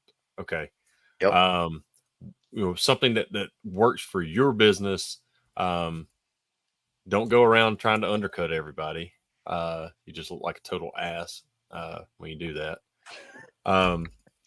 But go back and listen to all this. There's so many factors to it. But there's nothing set in stone, but y'all cut me off 45 minutes. It's like, you son of a bitch. Danny, we had to get talking to the other cousins. He had to go somewhere. But anyway. Yeah, I'm tired too. I get to be up. Hudson did send me some hands to use. All you need now is a little dent craft tools in those hands. Oh, I got them. They're back there. Yeah, man, it's good to use a long sleeve. I can't use it with this. I'm glad I could gift the PDR industry that joke. The joke that just doesn't die. It won't.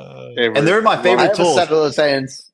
Yeah, the tools the tools that started that joke are like some of my favorite tools. So that's awesome. Yeah. Which ones are those? Well, I was testing. I was testing. Dentcraft was just coming out with their 3/8 inch rod, 3/8 inch diameter rods, interchangeable tips, and I was testing them for them. And I told them they had this big beefy handle on it. I'm like, this handle feels like overkill for how small the rod is. I go, and I told Richard Bowles, I go, y'all need to make because they had smaller handles and other rods. Look, you need to go and I gifted the collision industry that joke. Sure. I go, use this handle on these rods. And I go, Richard, I got little baby hands. All right. I got little baby hands.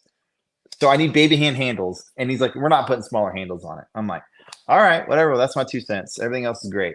And then a week later, something shows up in the mail from Dentcraft, and I open it, and it's those rods, but they put a small handle, but they dipped them to look like pink and blue swirls as the handles. But then I picked it up, and I'm like, what is this sound? And like I started shaking it, and they put BBs in it, and when you shook it, it rattled. And I was like, Richard, what's the point? What's the point of the BBs? He's like, oh, it's a rattle for your baby hands. And that's what started. This was like 4 or 5 years ago. That's what it started. I think have those. Yeah, that's what I use. I love them. They're one of my favorite tools, man. And the handle is perfect. His hands. Yeah, perfect. I'm just picturing like the laughing at Dentcraft when they're making those. Like, yeah, you guys ready for dipping the handles? Check this out. Oh, dude, Dentcraft is like the Dentcraft.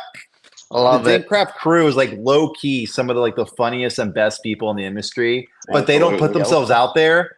But man, like they're stand up great people. Right. One of my faves. Oh, David's here. Let's go, guys. All right. Yeah, gotta go. Yeah. Join us at the end. Show's over. We were 2 hours. And you still came in late. What the hell? Hot damn. So was there anything else that we missed that you wanted to talk about? Good Lord, if we missed it in 2 hours, it's worth missing. Just grasping. Just want to make sure that we hit it all. Now we will have a wholesale pricing show in the future here, but don't know exactly when yet.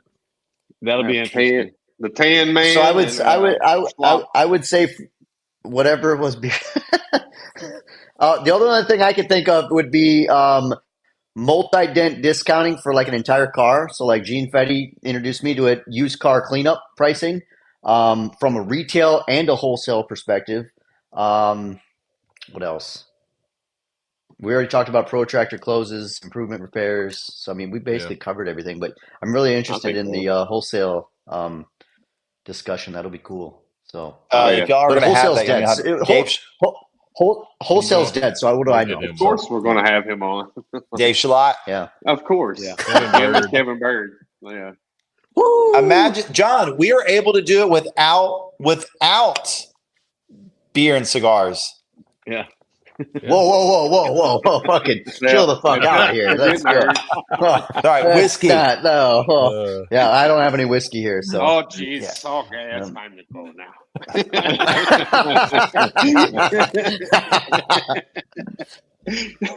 All right, gents. Well, this has been great. This is everything I expected to be. It was good. There wasn't like great show, guys. Good feedback from everybody in the comments. Love that. I figured we'd get some haters, but we didn't. We had all the right people watching, so I'm sure they're out there. Hudson called them out earlier, so. Oh yeah. Oh wait, was he on? Was Alan on earlier? No. Yeah, no, take a minute. Take a minute, Hudson. Do it up. I think he blocked me. Well, whatever. We'll show you the I'm completely blocked by all them. I've been blocked by so many people. It's a great place to be. Yeah. Dave, great show. Just loved it. All 5 minutes of it. The show sucked. No. It was good. Danny nailed it. Sorry. Appreciate y'all coming on. Appreciate it for watching, commenting. But it's time to go home. Yeah, I gotta go to bed. This is bullshit. We'll definitely have a show next week. I don't know who's going to be on yet. We hadn't thought that far ahead yet, but we are not missing next week. So anyway, peace out, and we'll see everybody next week. Bye, everybody. Go buy Tools Friday. Bye. Friday. Good Friday. Dent Slayer. All Matt's proceeds, his proceeds go to Ted Coonahan at Black Magic PDR to help him with his expense. Help him out. Yeah. Yep. All right. Heck yeah. We're gone. See ya. Bye, everybody. Bye.